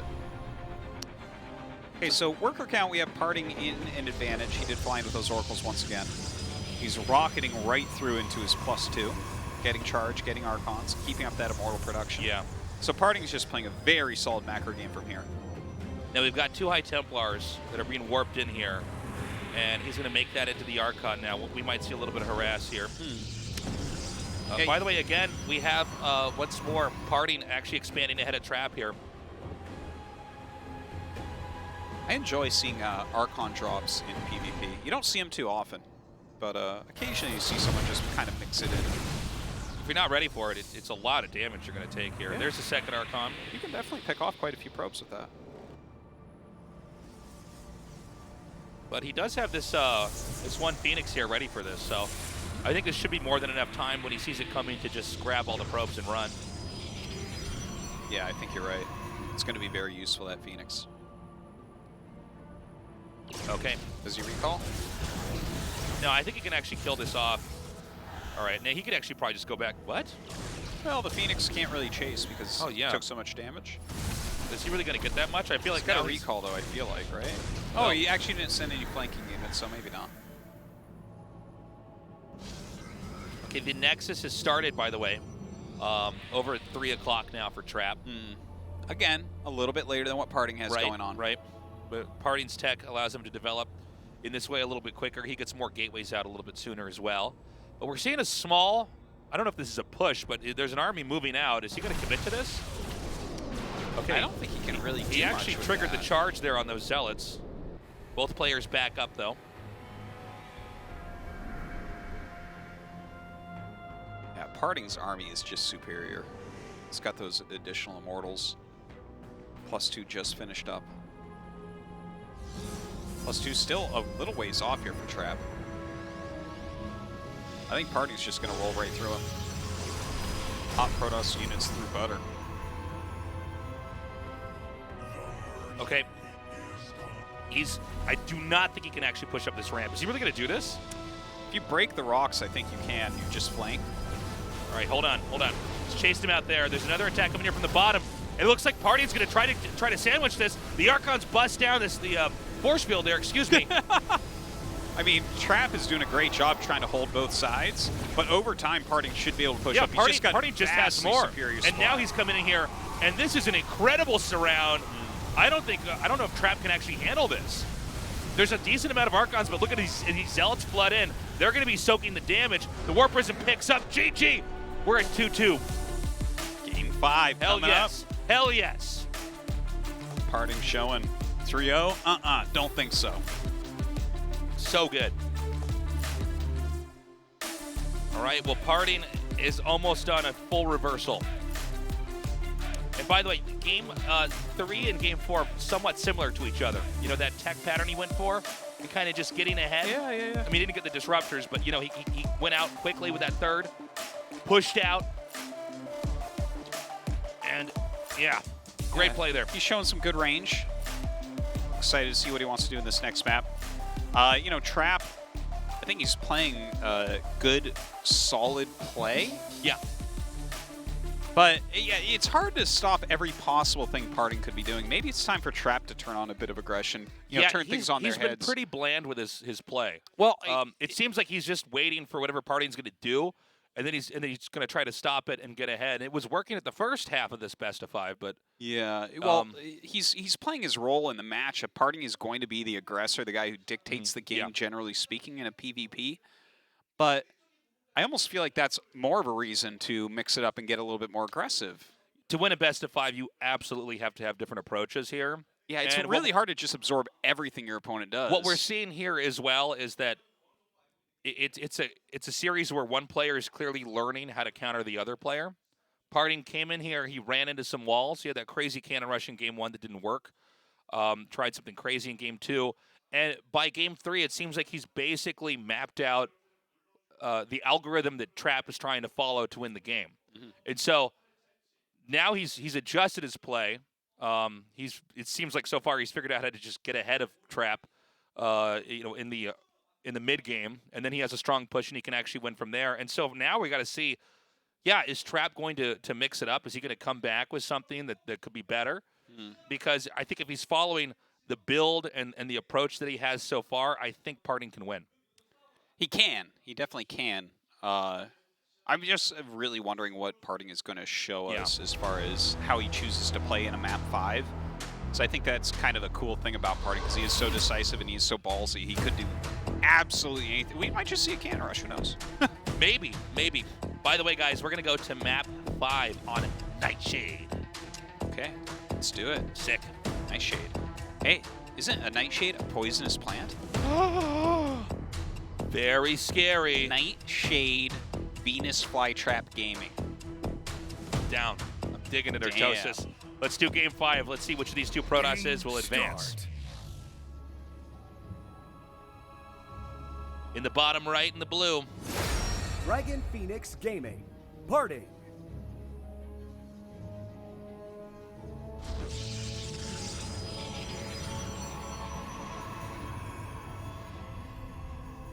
And in the upper left, in the red. Jin Air Green Wings. Trap.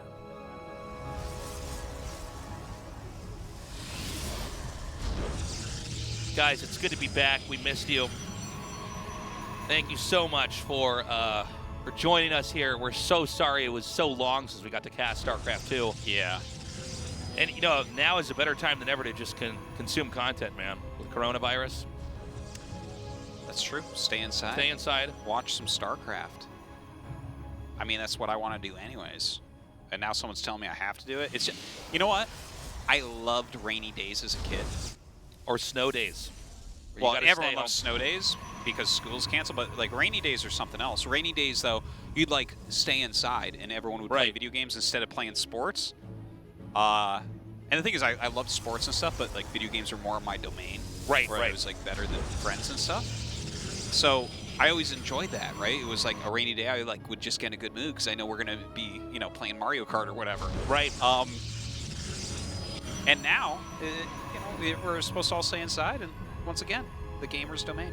That's right. Play our games and watch our VODs and do our GSL SuperTournament. It's like I was saying in the ASL, you're just staying inside, not going out. It's that Starship Troopers meme. I'm doing my part. Yeah.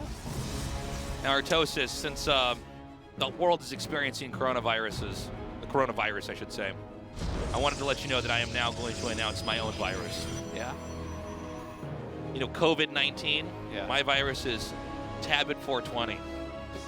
Tabbit? Tabbit.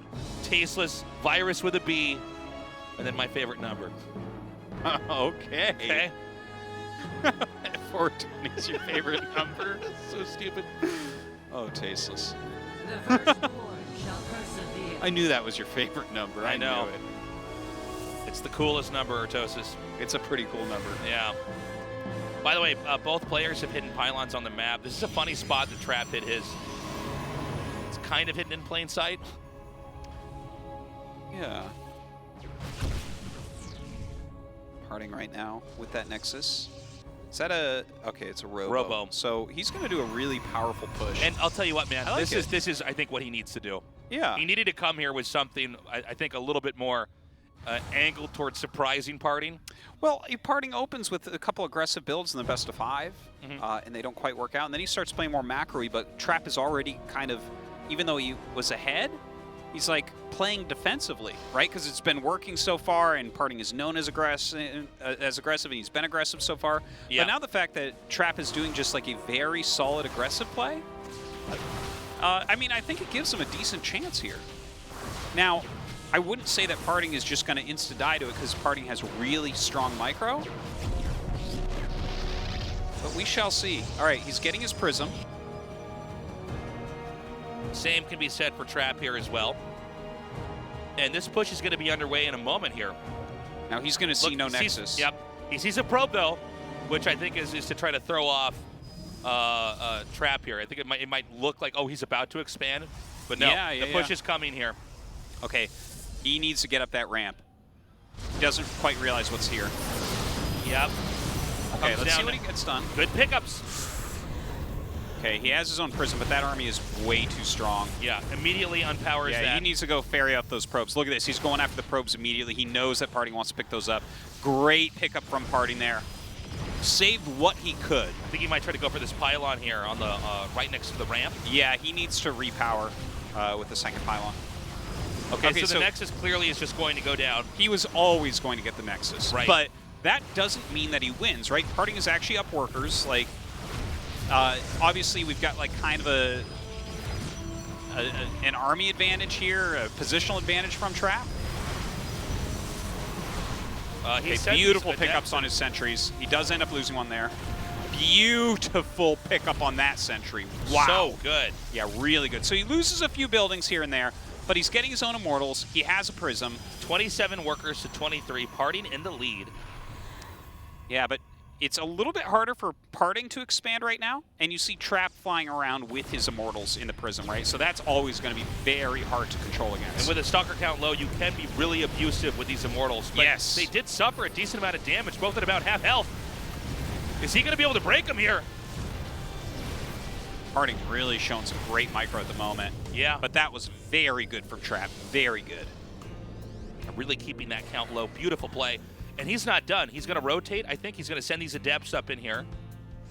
And they're going to get in here excuse me, he cancels a Shade. Okay, I love this. Look at that. I love so many things that are going on right now. Bay. And I love that Trap has actually gone for Phoenix, right? This is an amazing move right here, I think. Yeah. Because you got to remember that the strongest thing in PvP early game is Immortal drops if no one went Stargate or Blink. Right. It beats everything if no one went Stargate or Blink. So that's like a very scary potential that Parting would have. But look at this, he's scouting. Oh my god, his Phoenix plate looks better and better every second.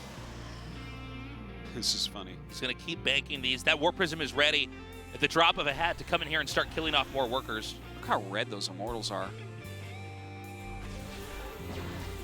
Okay, good job here. He's actually going to get rid of this Observer. Very nice. Every little unit counts right now, but you definitely don't want that over your base, just seeing everything that you're doing. I think that Trap is in a really good spot right now. The fact that he's sitting here making Phoenixes, he's making a Phoenix for every Disruptor. How are you going to get anything done? Your Disruptors aren't going to do anything. All he needs to do is lift them once they shoot, and then the battle's over. Yeah, and what was initially a very action-packed game is really grinded to a halt here. We have Parting finally getting that Nexus up.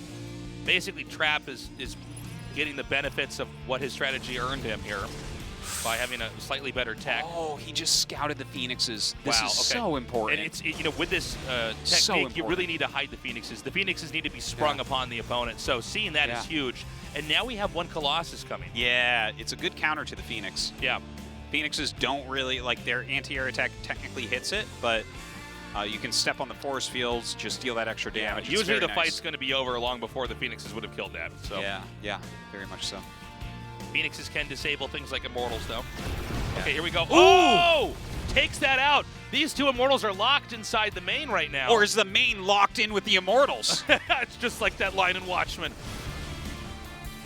Okay, so he's just going to come down here and actually, what, did he get one or two out? He got one out. Okay, got one out. By the way, another denial of that Nexus. Yeah, that's a big deal. Economically, Parting might just get dried up here. Oh, not close enough, and he catches it with the Phoenixes. First going for the Warp Prism, and he'll be able to take out the Disruptor as well. Okay, so it's now or never. I think the Parting has to push. Yeah, he has to go all in right this second. Yeah. This is his only chance to win this all game. that Trap has to do is absorb this blow, but it's going to be a pretty heavy punch. Yeah. Force fields can't do anything. They get squished by the Colossuses. steps. Where's his prism? Oh, God, they caught the prism! Great play. Oh, no! That is the worst thing that could have happened to Parting. He really needed that prism. Trap knows that Parting has to go for it, though. He's going to come forward, even a force field, just to buy a second of time. Coming forward, this Immortal slowly getting pulled into the back as everything else is a little bit faster. Makes an arc. Oh, I don't know come down about to this, Tasteless. Yeah, disables the Immortals. And it looks like Trap is going to be able to stop this comeback that Parting was so close to completing. Yeah, very solid game from Trap here in game number 5. I think he made a great strategic call on what to open with, and he just executed it beautifully. GG. Great play. Even the Phoenix switch, I'm a big fan. Big fan of that. I thought that was beautiful. Yeah. So Very Trap well moves handled. on next And round. I'll tell you what, Trap did exactly what he needed to do. Came with a different build.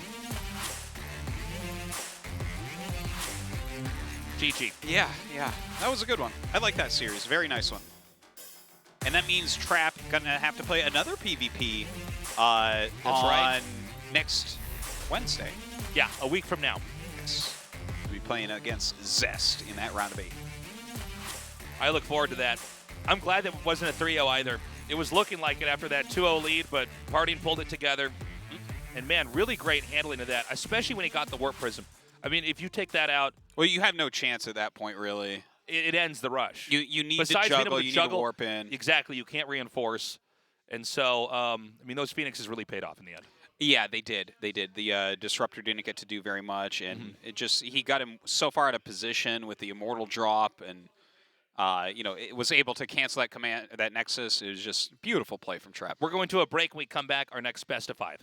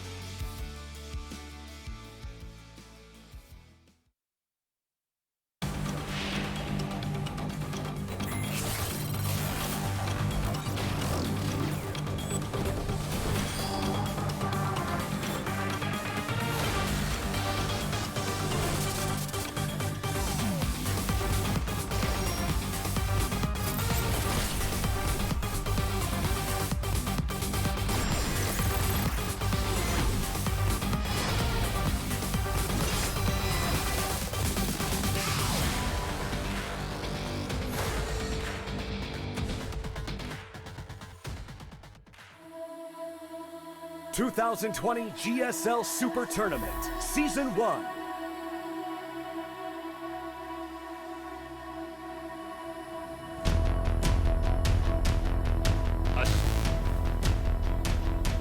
A strange disease is spreading. Its name is esports. And it's come to infect you all. That and coronavirus. Yes. Thank you for joining us, guys. Stay safe out there. Wash your hands. Don't go do big gatherings. Do your part. The only big gathering you should be at is on the YouTuber Freaka chat. That's right. Digital gatherings, guess what? Can't get cooties that way. Well, maybe you get cooties, but you can't get coronavirus that way. You actually could definitely get cooties. I'm giving you guys cooties right now. There's no cure for it. So this was the match, I think, compared to our other matches. the match of the night? Yes. I was going to say the match that sort of is overshadowed by everything else, but this should be a good match nonetheless. Well, Patience against Dark. This is either going to be Dark smashing Patience 3-0, Yeah. or something completely crazy. Yeah, I don't know what Patience is going to do, but right now, I mean, I just don't imagine that Dark is going to have a hard time here. I got to say hi to Dark just a minute ago. Oh, yeah? My restroom break. Yeah? Was he also in the restroom? No, he was coming out of it. He looked like he had washed his hands. Better believe it looked like he washed his hands. Oh, yeah. He looked germ-free to me, Artosis. All right. But, yeah, I mean, look, I think we can all just be pretty honest about this. Look, Dark is definitely the favorite here. I'm curious to see what Patience has done to prep. I mean, we've known the brackets for this tournament for quite a while now, so definitely it's enough time to do some research, do some prep, and we're going to start this off on Golden Wall. All right, Golden Wall it is. See if our world champion is able to take down You know, sometimes good old Patience. Yeah, let's see what happens here. As usual, it's a best of 5 here. Both of our players have joined the lobby. And I'm going to be doing this a couple times in the cast, but just as another reminder, guys, yeah, I'm so sorry we can't have anybody in the studio, but you know how it is. But when we eventually can have gatherings, you guys are welcome to come join us here in the Freak Up studio, We'll let you as well as the Africa Coliseum that we have in Jomshil now, too. All right, I'm ready. What is your prediction? Honestly, I think it's like 3-0 or 3-1. Dark wins. What about you? No, that's about it. I'm hoping 3-1, I think. I'm hoping for 5 games, but I don't know if we're going to get it here. Patience will probably bring some sort of tricky, like strong attack early on. Yeah. Something a little bit sneaky. He comes up with some interesting stuff in PvZ. No, he's a good player for sure. He'll have something. I just feel like Dark is so mechanically gifted right now. And Dark is just so good. He's the everything man right now in Korea. So, anyways, let's start this best of 5. Game start.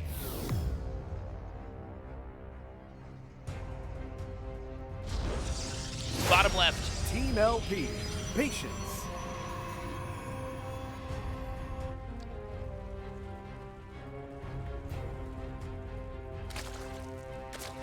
In the bottom right, in the red. Dragon Phoenix Gaming, Dark.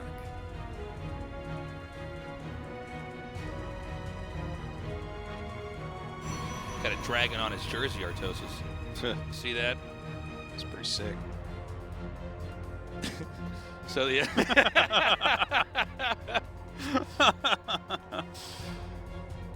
so Patience setting a probe across the map immediately here.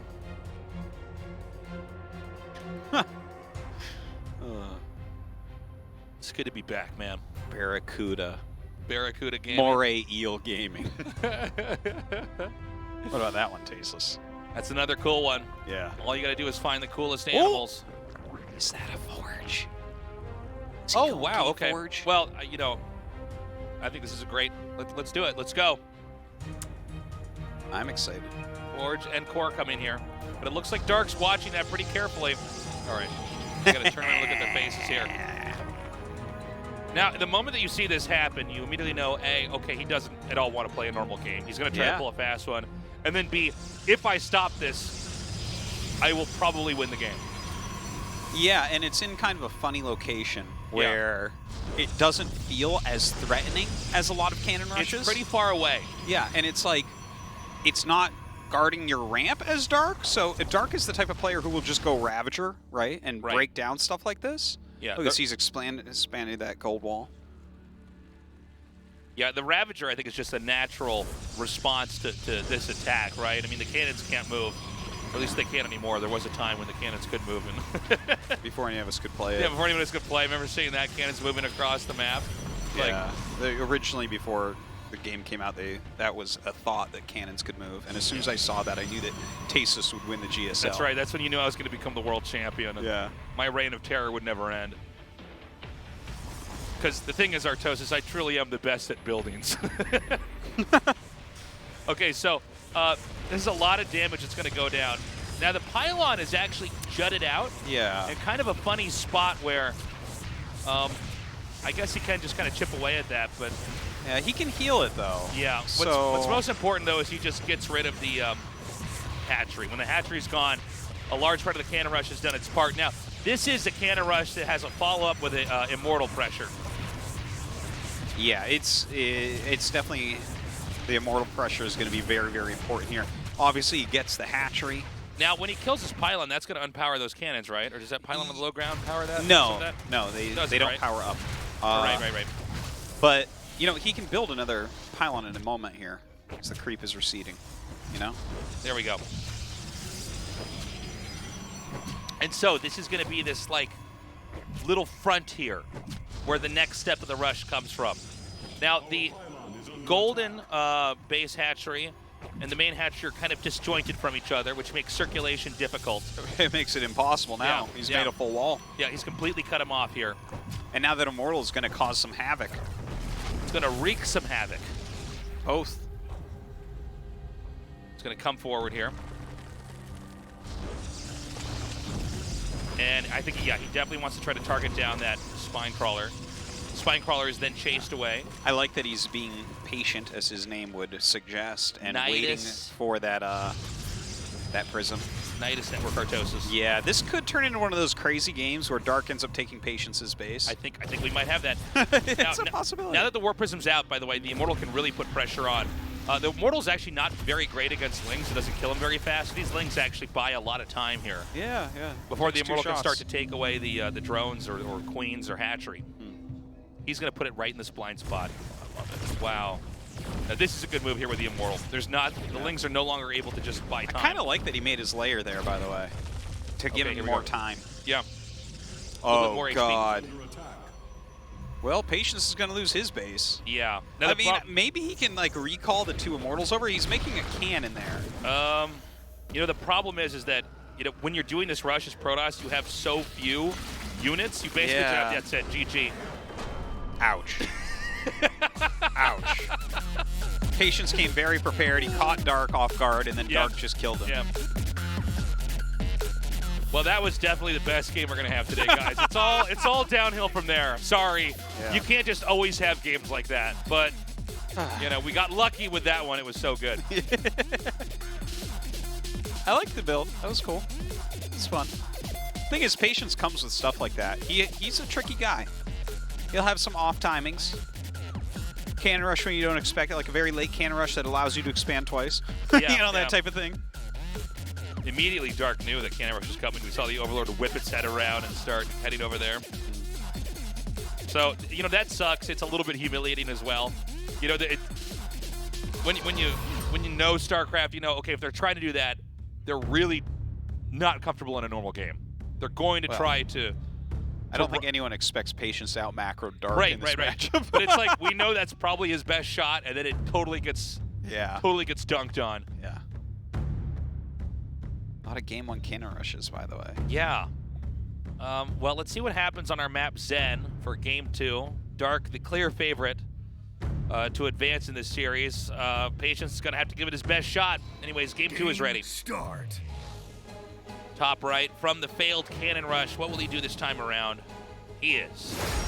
Team LP, Patience.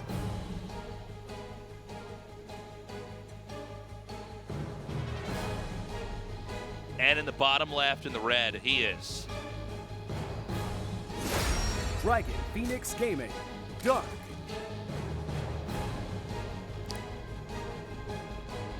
Dark probably feeling pretty confident right now.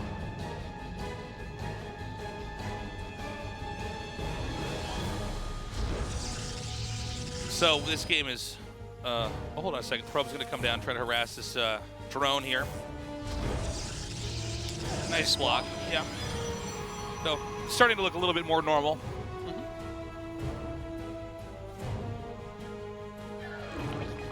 What do you think about that third as opposed to the other?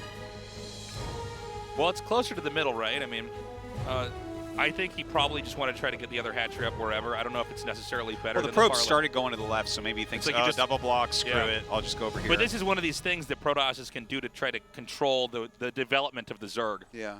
With minimal effort, really. And then maybe this sets up some kind of a nice attack here. Maybe he actually, it's part of Patience's plan to try to force the hatchery there, and maybe there's some kind of timing attack that can come out from this. Well, this pairs well with aggression. Right. Something that we've been talking about This a lot Zergs lately tend to want to be blocking. further and further away from the other race, because I mean, it's not always true, but generally speaking, Zergs win by out-developing and getting into late game and having more bases. And a lot of times Protosses are trying to come in there and basically stop the Zerg before it gets out of control. Yeah, that's... And so, I mean, so far so good here from Patience. Let's see where he wants to go with this. I mean, obviously the glaive builds have been pretty popular lately, but that means that Dark has a lot of practice against it. Yeah. Again, so though, no Stargate. I mean, I guess maybe an Immortal push coming up? Maybe, yeah. I don't see why not. Oh, Twilight, okay. Seems like Zergs are just very good at stopping a lot of these pushes, though. You know, it's tough. It might just be the Glaives build, considering where he made the hatch. Like, you're going to get in there real quick. Yeah, I mean, a Glaives build is sort of a good way to try to brute force your way into a victory, Spring the Glaives on him. Puts a little bit of pressure on the Zerg. The Zerg has to do a little bit of balancing to make sure that they actually have enough. But, of course, if you do a Glaives build, you're probably not going to be in any healthy position after the push is denied, assuming the push is denied. Yeah. I mean, there's been a lot of growth in Glaive pushes, considering Zest really remastered one for Katowice. I wouldn't mind to see Patience's take on it. It's kind of funny these Zerglings just get in. Yeah. It's not just supposed like, to all happen. right, well, there's a Twilight there. Yep. What are we doing with the Twilight, though? He's just making a sentry right now, casually. Does he get it? Good thing. There it is, Glaives, yeah. Well, obviously it's less than ideal that was just scouted. Yeah, it's I mean, it's like hard to block everything because of that stupid double mineral ramp thing. Lings are also especially slippery. Yeah. So, I mean, I guess we just sit and wait and see, is the Zerg ready? We've got the Roachhorn just now starting. We have 12 Lings coming out. It seems like Dark is going to be ready for the Glaives, but we'll have to see how it actually gets played. There's a lot of interesting army movements that occur in this type of situation. And he's doing the Dark Templar version of it, where you just kind of put on the really heavy glaive pressure, and then, oh, he canceled it, and then he remade it. What am I looking at? He canceled the Dark Shrine, then he remade the Dark Shrine. Oh, you know what? I think an Overlord was flying in, and he had to cancel, so he didn't see it.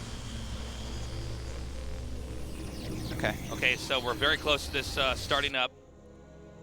Fake Warp Prism coming out here. Fake Prism. That's cute. And then a follow-up with a real Prism, maybe.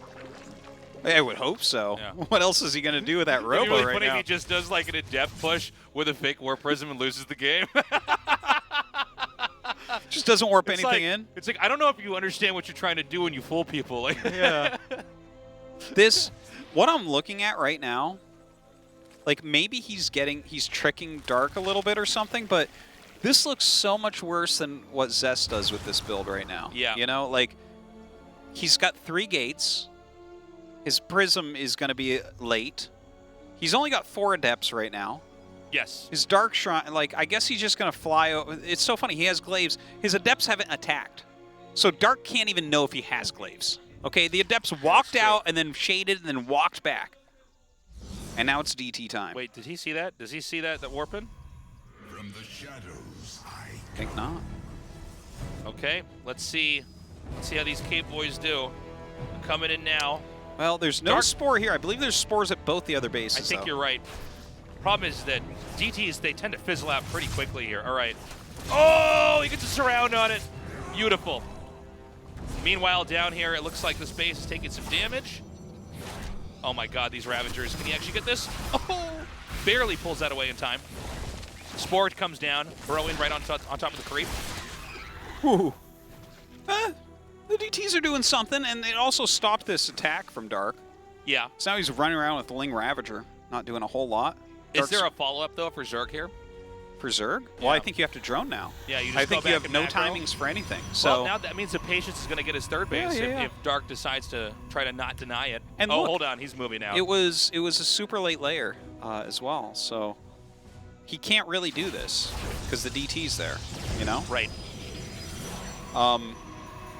Yeah, this actually, it ended up working out pretty well here for Patience overall. Just, I think the late layer really kind of screwed him up.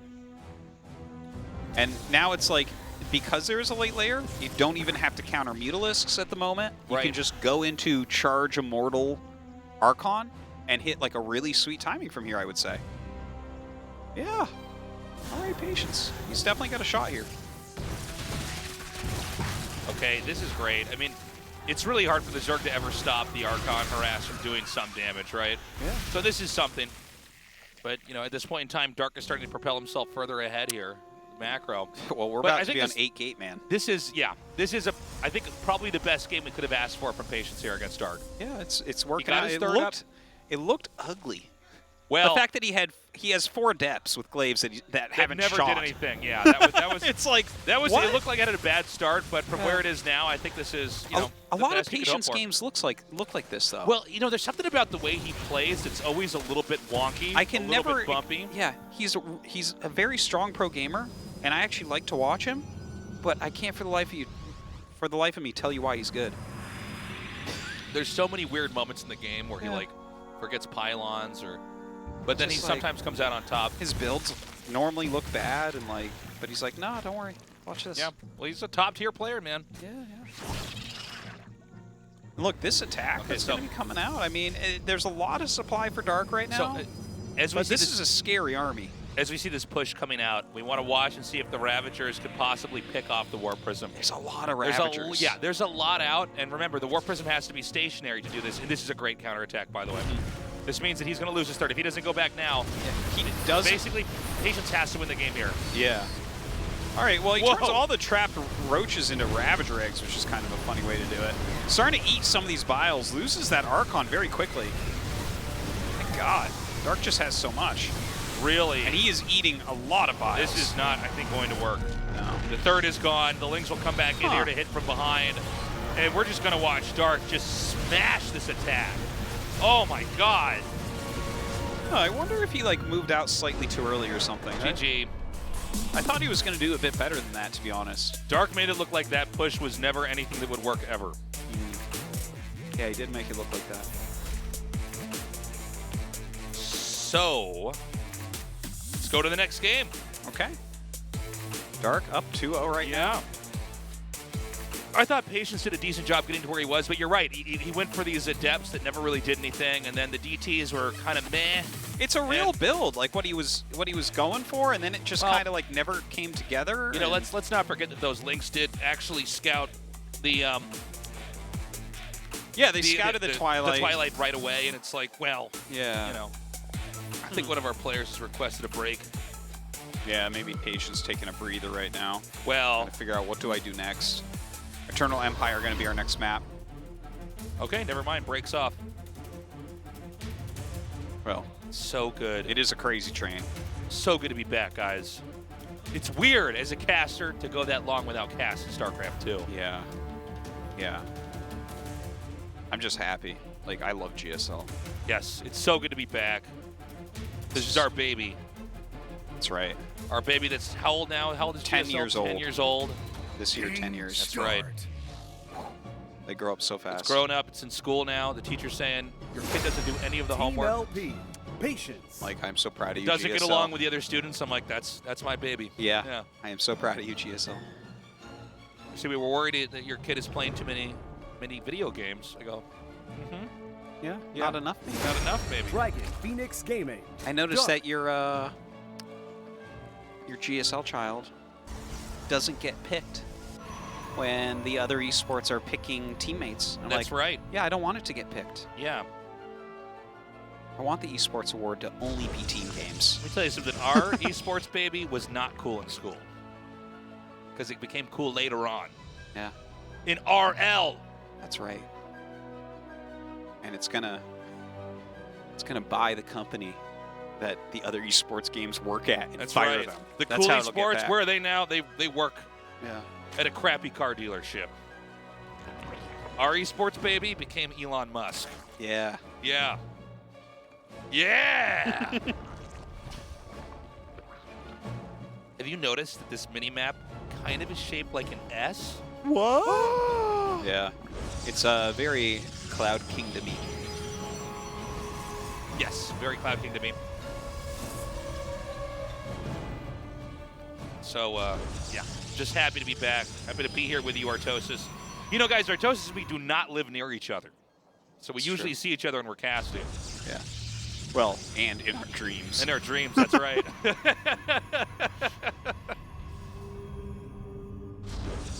So, yeah, it's good to have this back.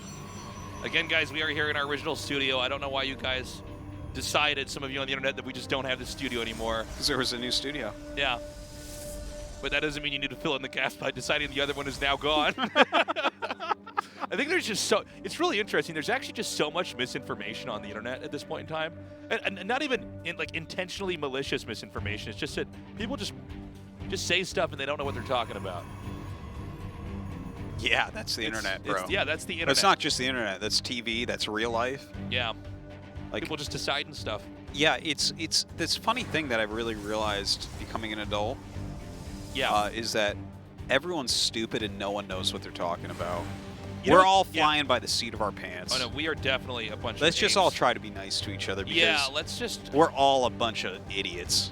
Another one I've always been amazed about is people that have opinions on countries they've never been to. Yeah. When like, I've been there and I'm like, that's not what it's like. And they're like, I think it is. And I'm like, what are we doing? Yeah. You have no idea what you're talking about. Yeah. It's very weird. People's opinions on StarCraft haven't followed the game in forever. Yeah. It's like, what are you talking about? People are like, nobody plays that game anymore. I'm like, I literally host a tournament where people watch and play. They're like, I don't know. No, I don't think so. That I don't doesn't think sound so, right. actually. Like, yeah, you're right. I'm like, okay, I guess so. I went to a wedding last year, and I had to sit at a table with this family I didn't know. And then, I get in that conversation that I'm sure you've had to deal with a lot, too, where people go, what's your job? And then you're having to try to explain to them. And I was with this old lady who just said, no, that's not a thing. I actually And I'm just... oh, really? Yeah, she's like, I don't know. They don't make money doing that. I'm like, no, I mean, I'm telling you, they do. She's like, no. That's, I like that. Yeah. Get out! She sure told you. Yeah. Now, when people ask me what I do, I tell them I'm a doctor. Oh, that's a better answer. No, don't They're tell like, me, what type of doctor? I'm don't like, tell 'em- orthopedic surgeon. No one wants to talk about that. Don't tell them you're a doctor right now. They'll be like, what's your take on coronavirus? And then, I'm like, oh, I'm not that type of doctor. yeah. Should have been like, I'm a TV doctor. Like, oh, you're an actor? I'm like, kind of. You know what I wonder, actually, how often people ever say this, or has ever been said out loud, is who wants to, as a kid, wants to grow up and become a TV judge? You kidding me? Judge Judy is so rich. She is loaded. Yeah. You know how hard it is to probably become a TV judge? You have to be a lawyer, then become a judge, then get a TV show. Yeah, but I'm sure that there's some TV judge that's like Dr. Phil, where they just skipped all that and they're a TV judge. And they're completely unqualified to judge anything. Yeah, you might be right. By the way, giant glaives all in Yeah. against a Ling opener. Baneling Nest on the way. Who takes it, Artie? Well, let's see how many Banelings are actually going to be out. This is going to be a hell of a lot of Adepts. Yep. What if he only makes 4 Adepts and never attacks with them? Though, That would be bad. with these like 8 gates. All right. Patience is gearing up for his attack. The Warp Prism is moving out. We have a lot of Lings coming in here. Yeah, he's got this kind of placeholder Nexus right now. It's not really going to do anything. No. This is exciting. He might actually get him. Yeah. By the way, in case you're wondering why he gets all these gases that he doesn't use, is to make it look like this isn't actually what it is. 10 Banelings. Okay. Adepts are on the move. Dark only has a few seconds to gear up and get ready to try to repel this attack. All right, let's see if Patience can get this done. Get the shade forward. The Queen's really blocking out. Yeah, you can't finish that shade. You can't do it. Yeah, there's no way. It's oh, he's going to. He's going to. Oh! He does the Pretty split. cool split. Yeah, not a bad split. The Banelings all go away, and he's still left over with 6 Adepts. He's coming up now with the Queens. The Lings, oh God, here we go. This is just like the last game where a couple Lings come in here and do way more damage than the entire timing attack. Oh, man. Well, this is a lot of Adepts, and the Oracle is cleaning things up. Maybe he can pull it off. Maybe. I think Dark's going to need a very strong Baneling connection now. Yeah. Oh, he's making some more Banes over here. This is so funny. Can he actually stop all these in time? Yeah, he can. Absolutely. Oh my God, the hatch is getting low. He's gonna come down now and try to save it. Warp Prism coming in here just on the edge. Another big warp in. Transfuses go down to heal the hatch. Oh, great Baneling connects on those Adepts. Oh, he actually has 2 spines over here at the third base. Inconveniently placed though. He's gonna have to shade again. He's actually taking a 4th base in the midst of all of this. Keep in mind that it's actually 28 probes right now to the 51 drones. So even though we're seeing a lot of damage get dealt, Dark certainly has the material to try to continue to develop an economy. I don't think Patience has done anywhere near enough damage just yet. Oh God, he's warping in sentries. That's when you know things are really dire. Yeah, that's when he's going to try to... Oh, he throws down all 4 of the force fields, 2 of them doing absolutely nothing. Yep. And then 1 of them also doing nothing. Cancels the shade. Now this force field blocking out some of these Adepts.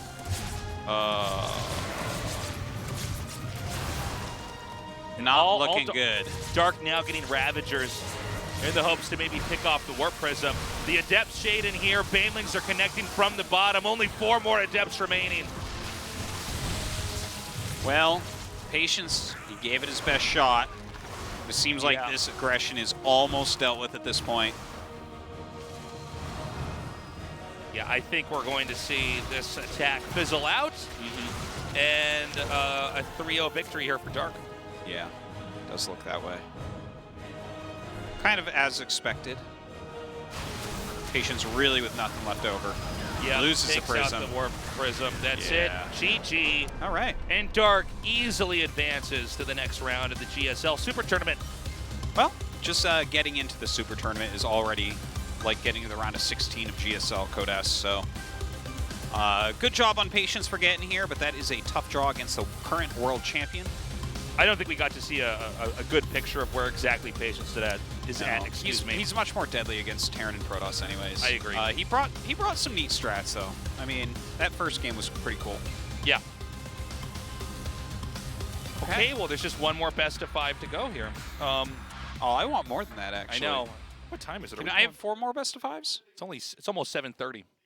We need more games. Well, we have more games coming. Good. Not enough, though. Oh, so good to be back. We missed you guys. We really did. Longest break we've ever had casting StarCraft 2. Yeah. Since the game's been out. 6 months is unreal. It's crazy. Never again. No. Never again. No. Anyways, we're going to go to a break. We come back, our final best of 5 at the GSL SuperTournament. In the darkness, you call my name out loud. Oh, used to think I had to do it on my own, but I'm never alone now. I'm never alone now. Oh, when you back me there, I'm never alone now. Used to think I had to do it on my own, but I'm never alone now.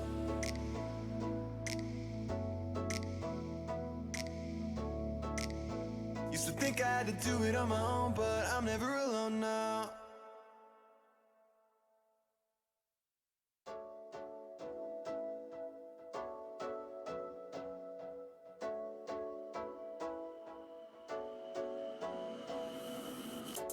Sometimes I feel like I done lost it, and I don't even really know the cost yet. But every time fear is on my mind, you remind my soul that I'm free. I know I can't go on my own. you came so I wouldn't have to go it alone. You took the long road so you could show me home. Found love better than I've ever known. So now I know that I can say you are exalted above everything on the earth that I've seen. Cause I know that my dreams come alive in the love that you promised to me. I'll keep singing your praise and you know I believe.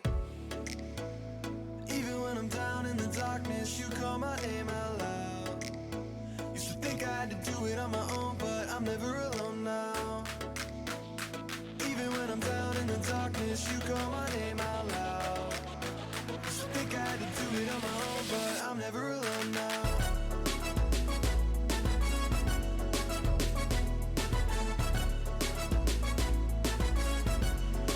I'm never alone now.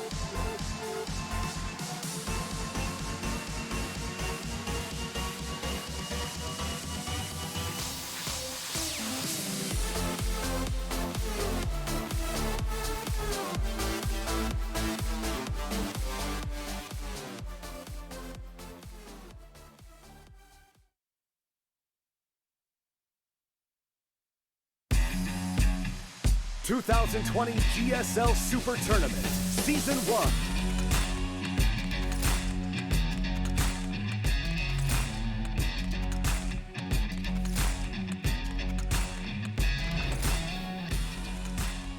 Oh, guys, I just had a sandwich. I just stored some more calories that I'm going to burn casting SOS versus Rogue. All right. I mean, I'm excited for this because I love these players, but I feel like it's going to look like the match we just saw.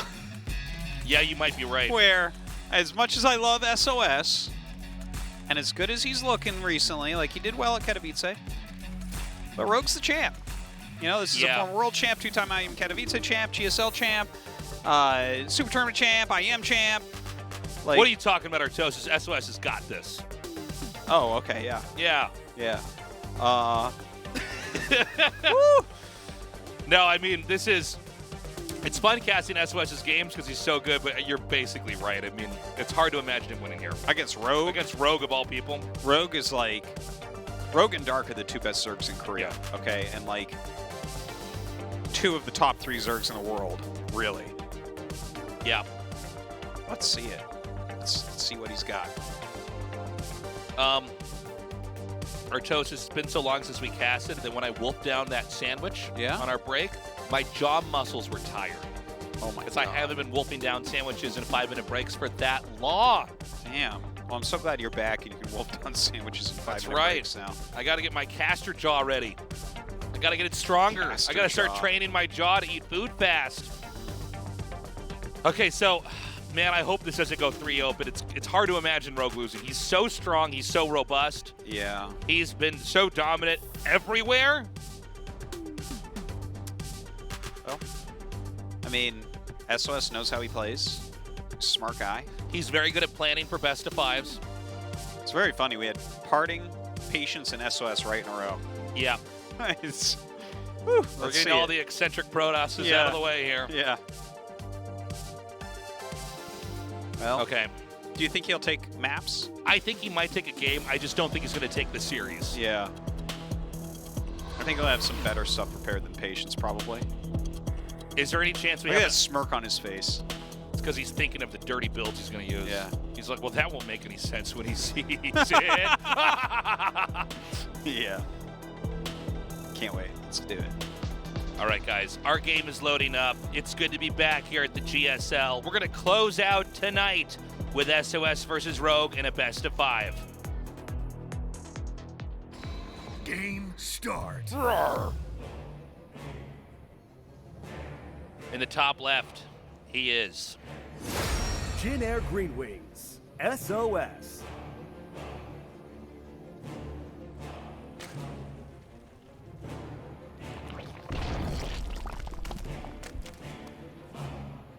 In the bottom right, he is. Jin Air Green Wings. Rogue.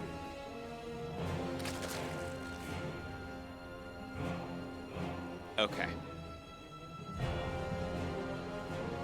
Ready the E-games, Artosis. Oh, the E-games have already been going, Tasteless. You're late on readying them. Good. They were what I ready want here. before you even got here today. Artosis, when they talk about E-gamers, or E-gaming, I guess we should say. Yeah. They're talking about you. You're the CEO I think we of should. E-gaming. I'm the CEO of E-gaming, Yeah. and these guys, they're not pro gamers, they're G gamers now. G-gamers? Yeah. Gaming gamers? Exactly. Perfect. Yes. Perfect. Oh! No forge being made, though. This is an attempt to spook Rogue. Well, consider him partially spooked. He sends 2 Yeah. drones. It's like, I guess this is what all the Protoss players do in the first best of 5. And now he's going to go back. SOS so far, pretty ordinary route for builds here. Yeah. Just to mention, he did go core before Nexus. So a little change. That's fine. And there's the third hatchery now for Rogue. Everything pretty par for the course in this matchup.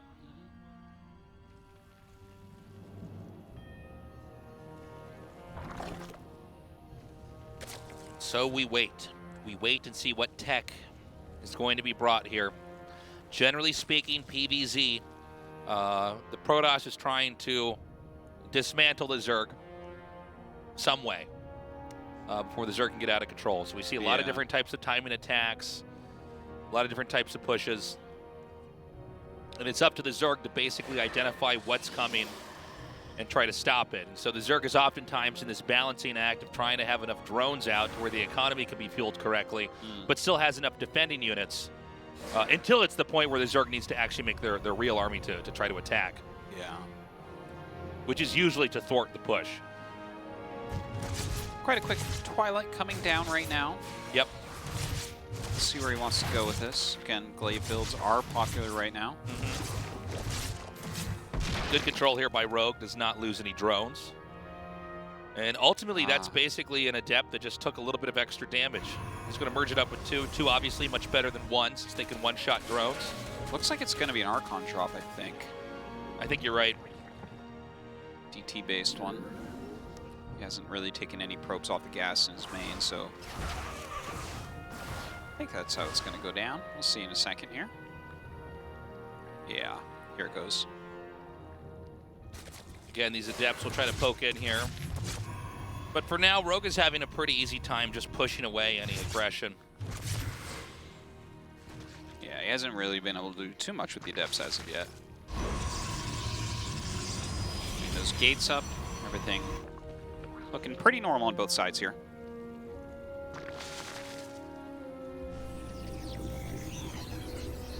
So we wait for this War Prism to come out, start to push. I mean, I guess it makes sense to go for an Archon drop. It's always it's pretty easy to do more damage than the cost of the drop itself. Yeah, and I mean, you can always poke with the DTs first. It's pretty normal nowadays to poke with those DTs first. Is there any benefit to just immediately making the Archon? Just like because you could start to do the damage a little bit more quickly, or? I mean, it used to be more common to just make the Archon and go, Archons and go, but nowadays it's like everyone tries to skimp on everything, so I think you should poke with the DTs. Yeah, and the I guess if you get a one-shot a bunch of guaranteed stuff. win. Like, yeah. Even if Lings come up and surround them, you kill 4 Lings, then pick them up and make the Archons, like whatever. You know? Good point. It's not that bad. Okay, here we go. Now the Adepts are coming down, as well as these 3 DTs. Is there anything to defend? Yeah, he actually does not have the Spore here as of yet. So see, this is the type of reason why you really do want to just send in the DTs first. Yeah, look at this. He takes just Spore catch him out. being a little bit greedy, and suddenly, you know, his layer's not done yet. Do you dive on the hatch? What's the... Well, I think eliminating the Spores is a great move. And 3 DTs can generally kill a hatch before you can get the Overseer out, really. Yeah, well, he's not targeting, though. Well, he's trying to zone the Queens back a little bit. Okay, here comes He's that afraid Spore. of this occurring. Right, the Queens can push the Prism back. Oh my god, he's going to get it. Look at that. Beautifully done, beautifully done. This is amazing. I mean, this is the best you could possibly ask for from SOS. And look at this, immediately. Nidus, by the way. Yeah, immediately he's throwing down that Nidus. So you can tell Rogue definitely feels like he's behind. He's got to do something big. Okay, the push starts to happen now into the main. Now keep in mind, these Lings are ideally going to be used to counterattack eventually, but first they have to hold off this attack here from SOS. Dude, this is... SOS is doing serious work. That's what I love about this guy. He just knows how to win. Now, hold on, though. I would imagine that with SOS's Star Sense, he knows, okay, there's probably a Nidus coming, right? I don't think... He might. I don't think Rogue's... He might. I don't think he's well, thinking the Rogue Immortal is leaves, so maybe not. Oh, man, he's going to be out of position. Well, he's taking his 3rd, so he might just be sitting in a posture to check out this. Lings are coming. Oh! And now the Nidus is going to start. Okay. And with these units over here boxed in this kind of weird wall. And his attention is probably more towards his Prism and his 3rd. He has no idea about the Nidus. Yeah, I don't think he actually saw it. Oh, man. Well, it's out. Here we go. This is holdable, though. Can he recall the Archons and War Prism back? I feel like he should. Back? He's coming back with his army. This is pretty far out. This is a lot of workers that could be killed off here. Not that much damage is happening as of yet. Well, he lost 8 workers. That is significant. That's a bit, man. It's a bit. More damage happening over here. He's going to get that pylon, take that out, and then he escapes right when the army's finally reassembled to try to defend. Does not have any way to get rid of that creep tumor, so you actually can't just pop another one up there. And so this is Rogue punching back, but I will say I think what SOS did was already a little bit more impressive. Another Nidus comes in here.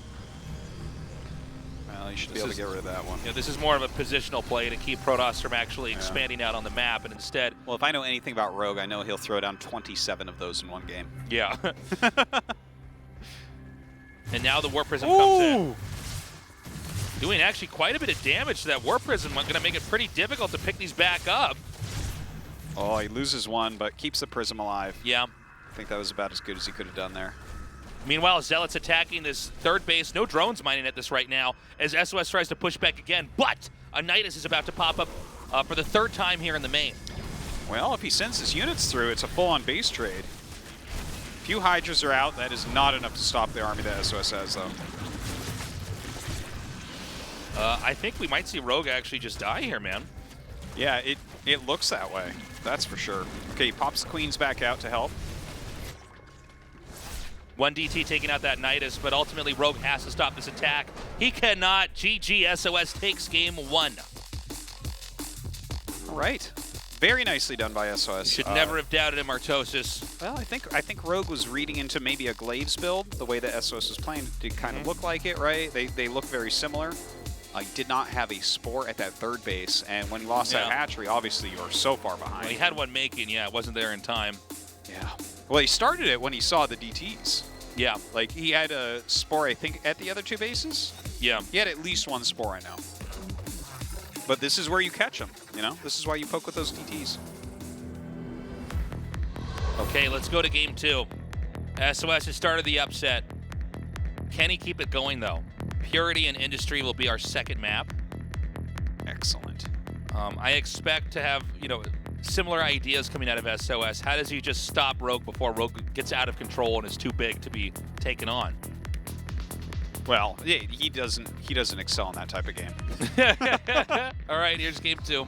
Game start. One little thing I want to point out. Actually, let me intro the players first. Sorry, I'm rusty. Top center, he is Jin Air Green Wings. SOS.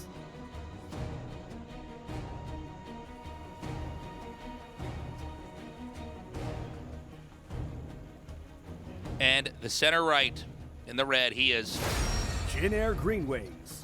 Rogue. So what I was going to say before I had to intro the players is that something we've seen before from SOS in best of 5s is this bluffs with pylons and cannon rushes, and then occasionally actually incorporating a real one.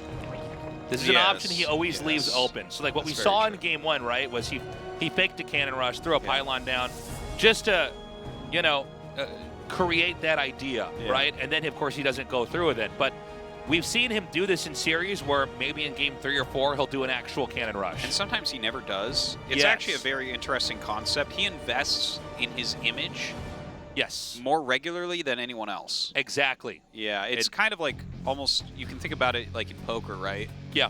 Where like you're kind of investing over time in yourself in a lot of ways. And he does that where it's like, maybe in this series, he'll fake cannon rush twice and not do any cannon rushes, and then you look at it and you're like, well, your opponent didn't overreact either time, so you're actually slowing yourself down a little bit. But it's because he always does this and people know that it has an effect. Yeah. It's very difficult to play against somebody who has that, who has a little mini mind game every time where, if every time it looks like he's faking a cannon rush, suddenly the real cannon rush becomes really scary, right? And so, I mean, it's not happening in this game, but I want to just put that out here as this best of 5 continues on, where we might see one game where a forge is thrown down and he suddenly does activate a real cannon rush, and Rogue may be caught off guard. Right. So, nothing weird happening. Stargate on the way. I don't think we're going to have another DT rush again or anything of that sort for a little while. Instead, with the Stargate play. And it seems like this is a good move to just have on this map. Close proximity to the mains and stuff. Yeah. Create some pressure. Keep the Zerg somewhat honest. So now the Zerg... I feel like maps like this, where you have like all these bubulas in the middle, slowing everything. I feel like when I look at it, it's like I'm looking at a map of Earth. Because, you look at a map of Earth and like everything is... off a little bit because of the curvature of the Earth, so you can't really represent it on a Greenland is actually not that big. Yeah. But it feels like that is the case here, because it's like, that looks like it's close, but actually because of the speed reduction, you can actually think of it more like a globe, where it's like, well, it's actually not as close as it looks right there. Yeah, yeah. Everywhere else is exactly as close as it looks, but right there, no. So Phoenix is going to be the first unit made out of that. And it looks like he wants to clean up the overlords on this side of the map before he decides to use that to scout. What about on the other side over here for Rogue? I mean, Zergs also can do a lot of timing attacks. I always, if I think of Rogue, in my mind's eye, I mean, I usually remember him as the player who just always had such impeccable macro and really showed how elastic late game Zerg can be, but there's no reason why Rogue also can't do his own timings or all-ins. I feel like the timings that Rogue does, oh my god, I love this man. I love him. He's making it weird. This is amazing. Beacon started here this with is a amazing. second starport, or Stargate, excuse me. Here is the question. Yep. Void Rays or Carriers or Tempest? I think Tempest. You think Tempest? What do you think? Void Rays? I think Tempest Void would just Rays. be amazing here. They could just sit. You could basically pelt the main. Let's see. I'm open to anything. I'm down with whatever, but I want the Void Rays. All right. Anyways, yeah. As far as timings go, like I feel like we see Dark and Sue do lots of aggressive timing-oriented attacks with Roaches, Ravagers, that type of thing. You'll see it from Rogue, sure. Oh, Carriers, wow. Sick. Whoa, this is so weird. Yeah. Hold on, is he going to scout this? Yeah, he is. Yeah. But I feel like when Rogue does it, it's generally Nidus-based. He doesn't as often just make a bunch of units and walk across the map. He likes to just appear across the map. Right. Okay, he sees that Carriers are on the way. So that's a big find.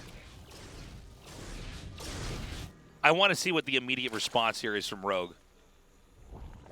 So hold on, Carrier interceptors would be slowed in Bubulas, right? So it's actually kind of slowing their attack rate. I think. Whereas lasers don't get slowed. That's messed up, man. Huh. Right? I think you're right. I think I'm right. I don't know. This is just sort of a weird. I haven't seen gonna be one of our weirder fight casts. right here yet. Yeah. But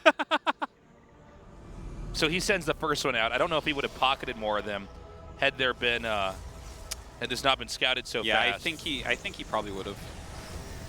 Look at this. My God. I wonder if those Bubulas make you tired if you're on that ship. Okay, so he comes out over here. That is a lot of Banelings. Oh, dude. Oh, immediately cancels because it was spotted. Oh, that is funny. Good thing he scouted that. Yeah, no kidding. So it's one carrier and a Phoenix. He's got this. What am I seeing here? One carrier and a Phoenix. You said it. Now there's two. Spire on the way. So he's got some time where it's just Queens and Spores. This kind of reminds me of when people were getting battle cruisers really quick. You know, against Zerg, the same thing. You're like, okay, so there's just one giant ship hitting stuff. I didn't think Pro StarCraft would look like this, but here we are. No, and it doesn't look like this, only very rarely. Okay, so one carrier almost depleted of shields. He's trying to target down the Queens, but Transfuse is working out nicely. Spores come down, and you know, with these low numbers of interceptors, sometimes you can just take the interceptors on directly, and the carriers become giant paperweights. I think they're doing all right so far. He did bleed out a lot of Queen energy just transfusing there. You know, I wonder about this strategy because he's getting glaives. I've never seen glaive carrier. Yeah, well, They don't seem like units that help each other. You know, sometimes, this is, I guess, more of a StarCraft 1 thing, but you get enough carriers that when they're trying to defend against that, you then get a proper ground army that you punish them with. Yeah. And maybe he's hopeful that there's going to be so much emphasis on anti-air that suddenly Adepts come in here and just destroy the ground. Oh, don't lose that carrier. Yeah, I think you're right. I think, like, once the Corruptors come out, maybe that's the play, is your opponent made a bunch of Corruptors, you already drained a bunch of the transfusion energy. Yeah. Shade in. But with Baneling's speed on the way, it doesn't seem like that can do much. Every game today, PvZ, it's like a handful of links come in here and start killing probes.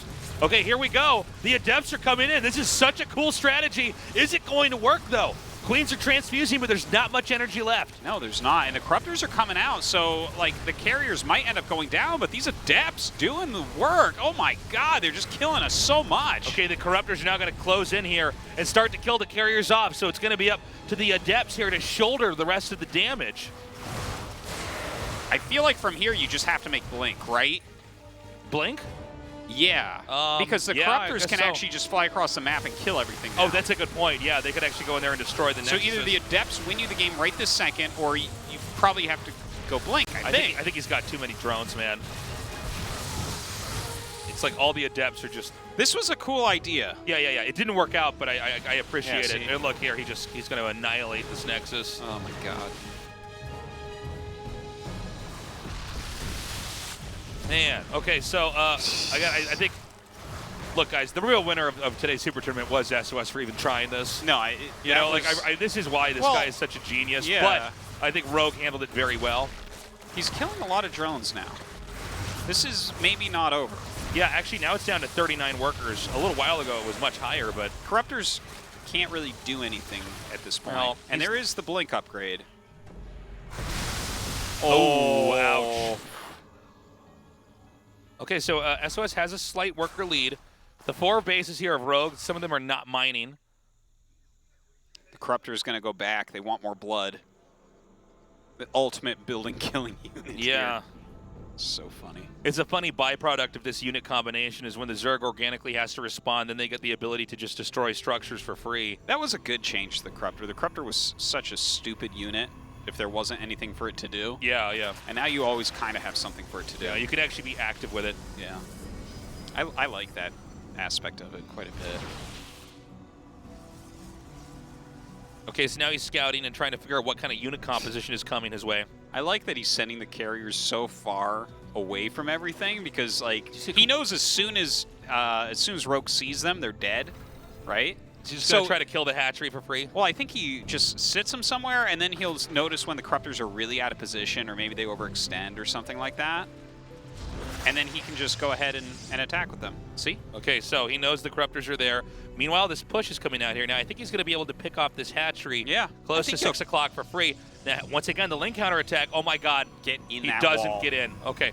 Instead, he's going to dive in on the 3rd. Well, there's at least some stuff there. Is there actually anything to defend over here? I don't see much.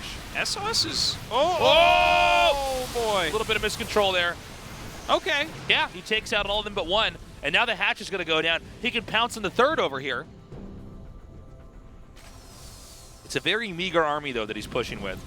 This is such a weird game. I think actually Exos is handling this brilliantly. He takes out the hatch. Does he recall? He's going to back up. I think he has to recall, dude. Well, or just lose him. Yeah. All right. Nice heals up with that shield battery. Lots of Stalkers out right now. Maybe he actually wants to now try to push with the carriers and the Stalkers together. Maybe. The Stalkers can actually shoot down the Corruptors, right?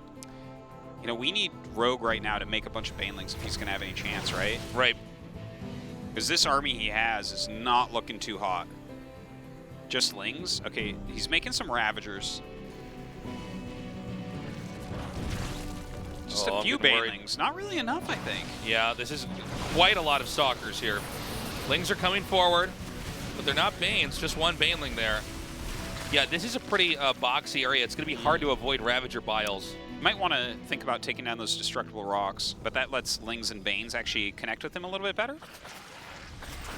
Okay, great response here by SOS. Oh, he should be healing that Nexus right now. Yeah, he needs to. Meanwhile, another attack over here. The Bile does connect. Saves the Nexus.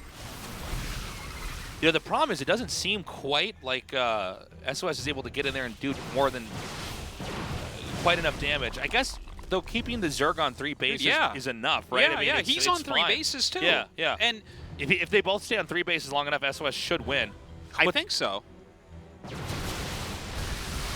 Oh, not the best control. He force fields after they're running away. Yeah, it's a little bit off there. But you know, playing around those smoke screens can be really tough. Whatever those are, those pollution pumps. Pollution pumps. They just like pump pollution into the air. This purity must be taken over by industry. That's the story of the map, Tasis. Yeah. I'm glad I got the lore on that. Yeah, just so you know. I think he's going to try to slip in here with these carriers again. Yeah, dude, absolutely. This is great. Just carriers sniping things and then recalling. This guy's brain is seriously bigger than his head. I don't know where he keeps it. Yeah, he's so smart. Does he carry like a big backpack? Or he keeps some of his brain in there? He connects to most of his brain via Bluetooth? He actually has a tail, and part of his brain's in his tail. He's like a Stegosaurus or whatever. Or Brontosaurus. Brontosaurus. Now, he's going to try to push in here. This Ravager amount is ridiculous, though. I mean, with this many Ravagers, you can make a wall of Biles that they just can't ever push through. I like that he's getting the Dark Shrine, though.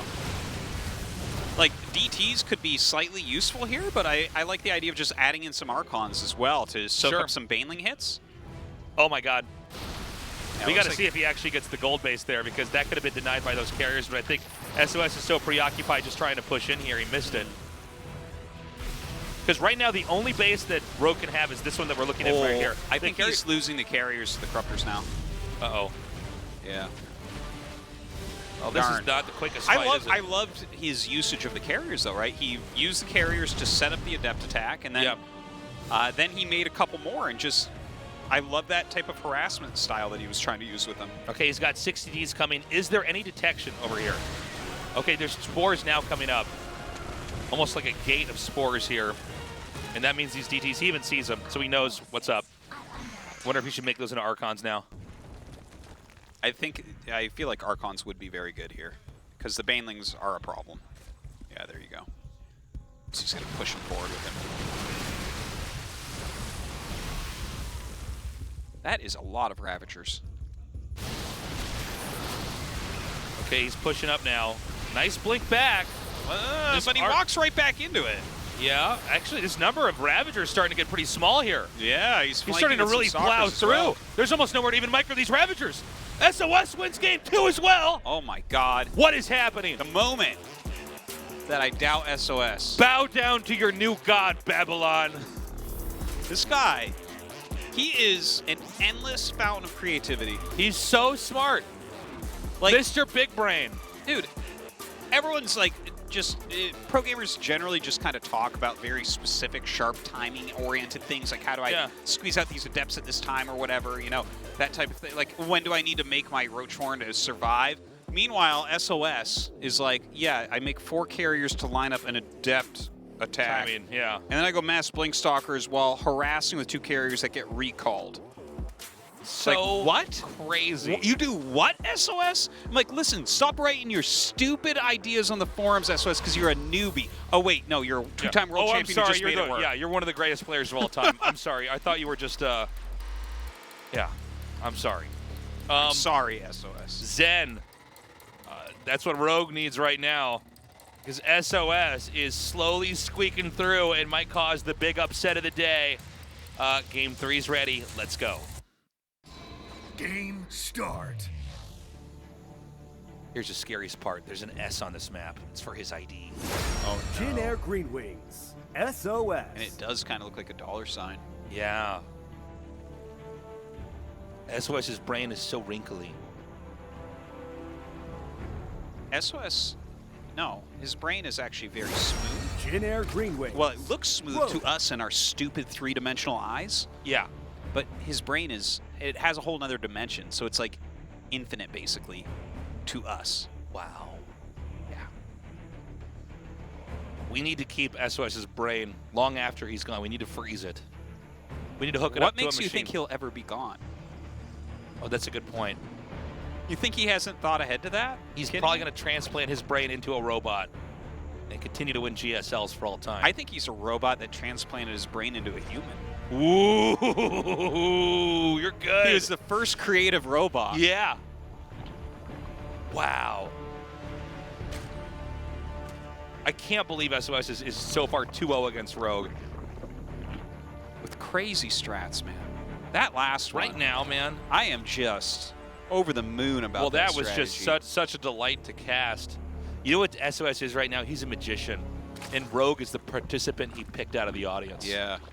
And basically, he's like making quarters disappear, and Rogue can't find him, and he's also roasting him. And Rogue came to the magic show with his girlfriend, but he's not going to get laid now because he looks beta in front of the magician. That's what's happening here. Get wrecked, Rogue. Yeah, it's crazy. SOS. Rogue's going to get in a fight with his girlfriend later on tonight. That's like, how could you let him treat you like that? He's like, I don't know, it's a magic show. What do you want me to not go up there? Would you go up in a magic show? Yeah, man, I love magic. Magic's cool, but like, would you go up in a magic show? Well, like, yeah, I mean, if he calls on me, if he calls, I'm not gonna be like, no, I'm not going up there. No. If he wants someone to raise their hand, would you raise your hand to go up? Yeah, I'd do it. You would? Yeah. Wow. Even if I ended up. Have you watched Magic for Humans yet? I don't even know what that is. Is it's that on a show? Netflix. Please watch it. Is it good? It's amazing. Magic shows are one of the things that still give me warm fuzzies. When someone's gonna show me a magic trick, yeah, I'm like, ooh, yeah. Let me see if I can find it. Well, he's going to do that. Here we go, yeah. He's like, is this your dollar, Rogue? And he's like, yeah, how did you do that? Oh my God. You just cut it up in front of me. Are these your drones, Rogue? Yeah. Not anymore.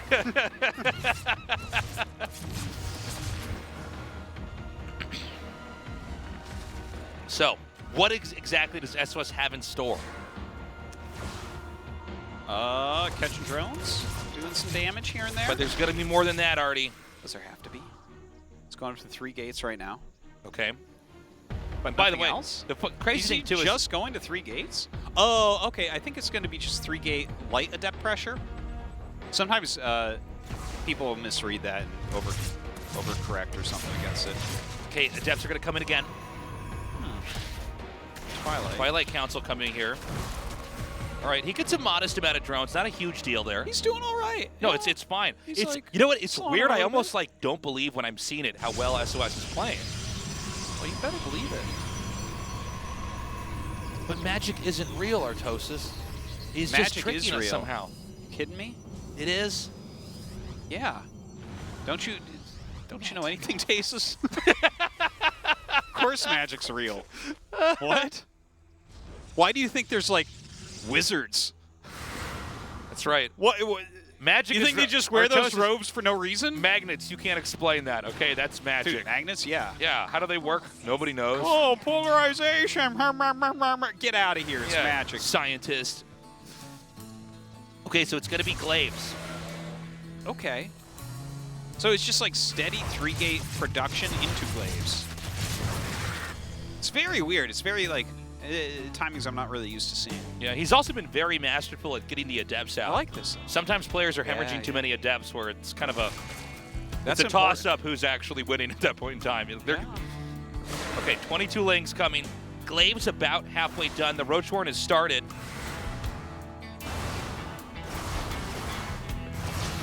He is wrecking this evolution chamber. Yeah, look at that. Get owned, Evolution Chamber. Oh, never mind. It finishes.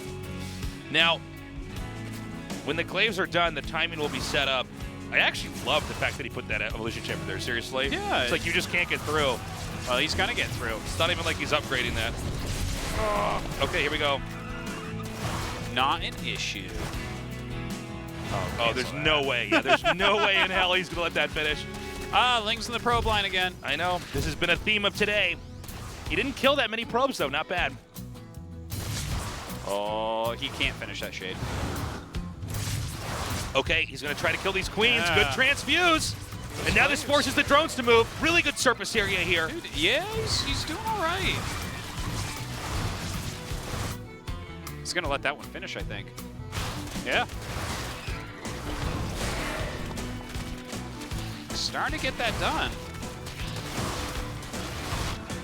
Okay, and now he's managed to juke over to this side. It's up to Rogue. Again, guys, Rogue, if he loses this game, he's out. Yeah, that would be wild. Hit just off of his fresh victory. I know, it's so weird. This happens sometimes, though, in StarCraft, where like somebody comes out as a champion and then gets owned in the next tournament. Yeah.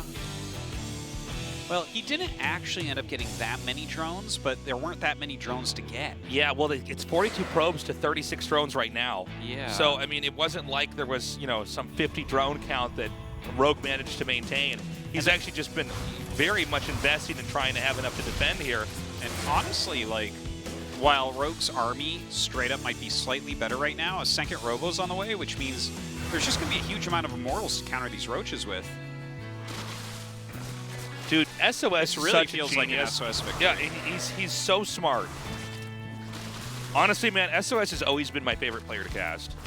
Because I always get pleasantly surprised by his games. And even if it doesn't work. Well, don't say always pleasantly surprised, because, like, the thing is, when he does pleasantly surprise, it's amazing. Like Yeah. today.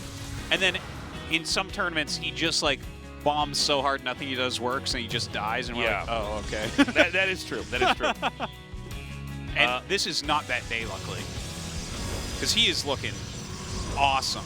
The thing is, Dark is watching this, right? Yeah. The thing is, I don't even know what if you watch this and you know how to prepare after this, right? You're not like, oh, I guess I'll... Well, he'll probably have all new builds next week. Yeah, exactly. You can't really...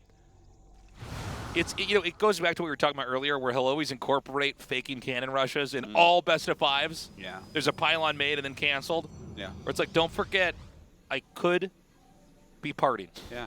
Okay? I can kill you with buildings. Don't forget that. Don't forget about that. Buildings, units, whatever. Yeah.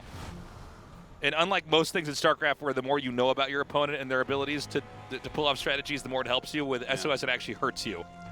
Historically, pros have answered that he is the hardest pro to play against. Yeah, we're seeing why. Was it play against or prep against? Play against. Play against? Yeah. There's 4 Immortals. There's only 21 roaches across the map right now. So interesting. I think this push is going to end it, man. I think he might have it, and I can tell you, man, Rogue is going to be so salty. Well, they have to ride home together in the same bus. Oh, man. Van. Yeah, well, don't let them sit next to each other. Okay, so the first Adept shades in to try to do a little bit of scouting. Okay, there's a Ling drop happening over here. It's got to go into the main, but this attack is about to start. Both players trying to get their armies in the right formations. The longest Ling drop in the world. I know. Okay, he backs up. All right, let's see what he gets done with this Ling drop. Only a single unit being warped in. Ooh. Ooh. One unit's not to take on 5-6 units. Ew. Okay, so SOS was pushed back. Yeah, backs up for now. But the Warp Prism can be used to harass here. Oh my god, I never thought of that. What do you know? Okay, so Infestation Pit's coming down for Rogue. I wouldn't be surprised if he goes into Swarm Host Nidus from here. He loves Swarm Host Nidus. Yeah, I think that's... Okay, there you go. Yeah. I think he nailed it, Artosis. Well, it's Rogue, so it's not hard to do. I'm not a magician. Not like SOS is. No. I'm a phony. I wear wizard robes, and I'm not even a wizard. You're like one of those magicians that cheats. Where you're just like, you have your own TV show, but you don't... I steal people's edit magic it. tricks? Yeah, you steal their magic tricks. I don't know. I've got nothing, Artosis. I'm going to go home. SOS is going to try to push out again. Now, when the Protoss is pushing out like this, then the Nidus worm can actually cause real disruptions. The Protoss' army is not that fast when it comes to moving. Now, in some ways, having this drop overlord move around, you're not initially thinking of Nidus networks, right? You're looking at this and saying, oh, he's trying to slow down my push. Another depth drop, picking off just a few drones. He sees exactly where that army is as well. He's going to try to come through the top. Easy denial. Yeah. The Zealot ran through the hatch. Went right towards the drone. Yep. He did a swan dive into the hatchery. Cancels the warp in. Rogue is pretty aggressively pushing this back. We have Burrow coming here as well. That's going to be really handy when the Niduses start to come up into the main. He could start to burrow armies. Burrow movement as well. That's super cool. I'm getting a little bit worried here for SOS. I got to say, I feel like SOS is staying so aggressive, and that's why we haven't seen any Storm Hosts made yet. Yeah. He's really keeping the pressure on. Yeah. Small counterattack here with these roaches. Immediately answered by warp-ins of zone. Here comes. It's time. Oh, man. Okay, so SOS actually walked home. I feel like this is the worst thing that could happen for SOS right now. Yeah. He walked home to deal with that, and now the Nidus is going to get up, and Rogue will just keep throwing Niduses down. Yeah, and this is going to his permanently style. pin him onto the side of the map. It takes it out, no problem. Yeah, where's the next one now? Yeah, it's going to come up somewhere. There's a whole art to trying to predict where their Niduses are going to come. There aren't any Swarm Hosts, though, so it's not as dangerous, right? No. You can't make it, like, outside of that pocket expansion. Yeah, no, the roaches will be picked off. Even with Burrow here, the Zealots are still doing damage. Keep in mind, guys, that Rogue does not have a fourth. This is his fourth that's coming up. That's a if very that's good taken point. out, dude, Yeah. he's in trouble. Yeah. Shut up, bro. Okay, the Dark Shrine is finishing up. Swarm Hosts are on the way. So Rogue is finally getting into his finishing unit composition. Okay. The Swarm Hosts and the Nidus. It's going to be up to SOS to endure. But SOS, I think there's a window where he could come in and actually poke out this hatch and go back and defend. And if he does that, this is a 3-base Zerg. Well, he has DT tech, so he has like one get out of jail free card at cleaning things up in his base. Oh, he's actually going to push in so hard. I think he wants to make him afraid to even try to go into the Nidus. Yeah, totally. This is a really smart move. But the first wave of Swarm Host is going to come in here, and he's forcing the Locusts over there. Instead, Roaches have to be part of this counterattack. But he's eating so many corrosive biles. Meanwhile, there's Zealots inside the main. Yeah, do those biles really matter, though? He has so many Immortals left over here. 4 Archons, a group of Charge Lots as well. My Charge God. Lots absolutely everywhere. Is he going to do it? He can actually get over here where the Nidus is now. Pretty easy to monitor if he's going to attack you further from there. A lot of biles are coming down right now. This army is getting softened up, but Immortals are the natural defense against Ravagers and Roaches. Oh my God, getting so much done at the moment with those Zealots in the main base as well. The drone count falling so low, down to 26 drones. Oh my God, Rogue is getting torn apart here. He's in shambles right now. The Swarm Hosts are coming back. More corrosive biles, though, connecting with those Immortals. One of the only ways that he can actually try to hold this attack off. These Zealots have not been stopped in the main, by the way. Oh my God, he lost his whole army, though. This is insane. He's got nothing left as far as army goes. 9 Zealots, 2 Dark Templar. He's trying to get a 4th base set up over there and towards the top of the map. 52 drones have been killed, Artosis. Yeah, he did a lot, okay? He did do a lot. But I think the problem is there are 8 Storm Hosts, and Rogue can kind of rebuild, right? You have to remake this army composition, which is very difficult. He lost so many expensive units. And now you can just harass with these. So the Swarm Hosts are going to be set up remotely here to try to pelt. Looks like they're going to go for the Robo. Absolutely. That is the right move. Because if your opponent can't remake that army, how are they to kill you? Felt like SOS was on the brink of killing him, but just couldn't quite do it. Yeah. Rogue did a great job of whittling down that army. But what if SOS could do something to get over to this one hatch? I mean, it's a while. I mean, Rogue is still remaking drones, by the way. Yeah, how many minerals does he really have left in these bases? That's a good question. I'm actually not entirely sure.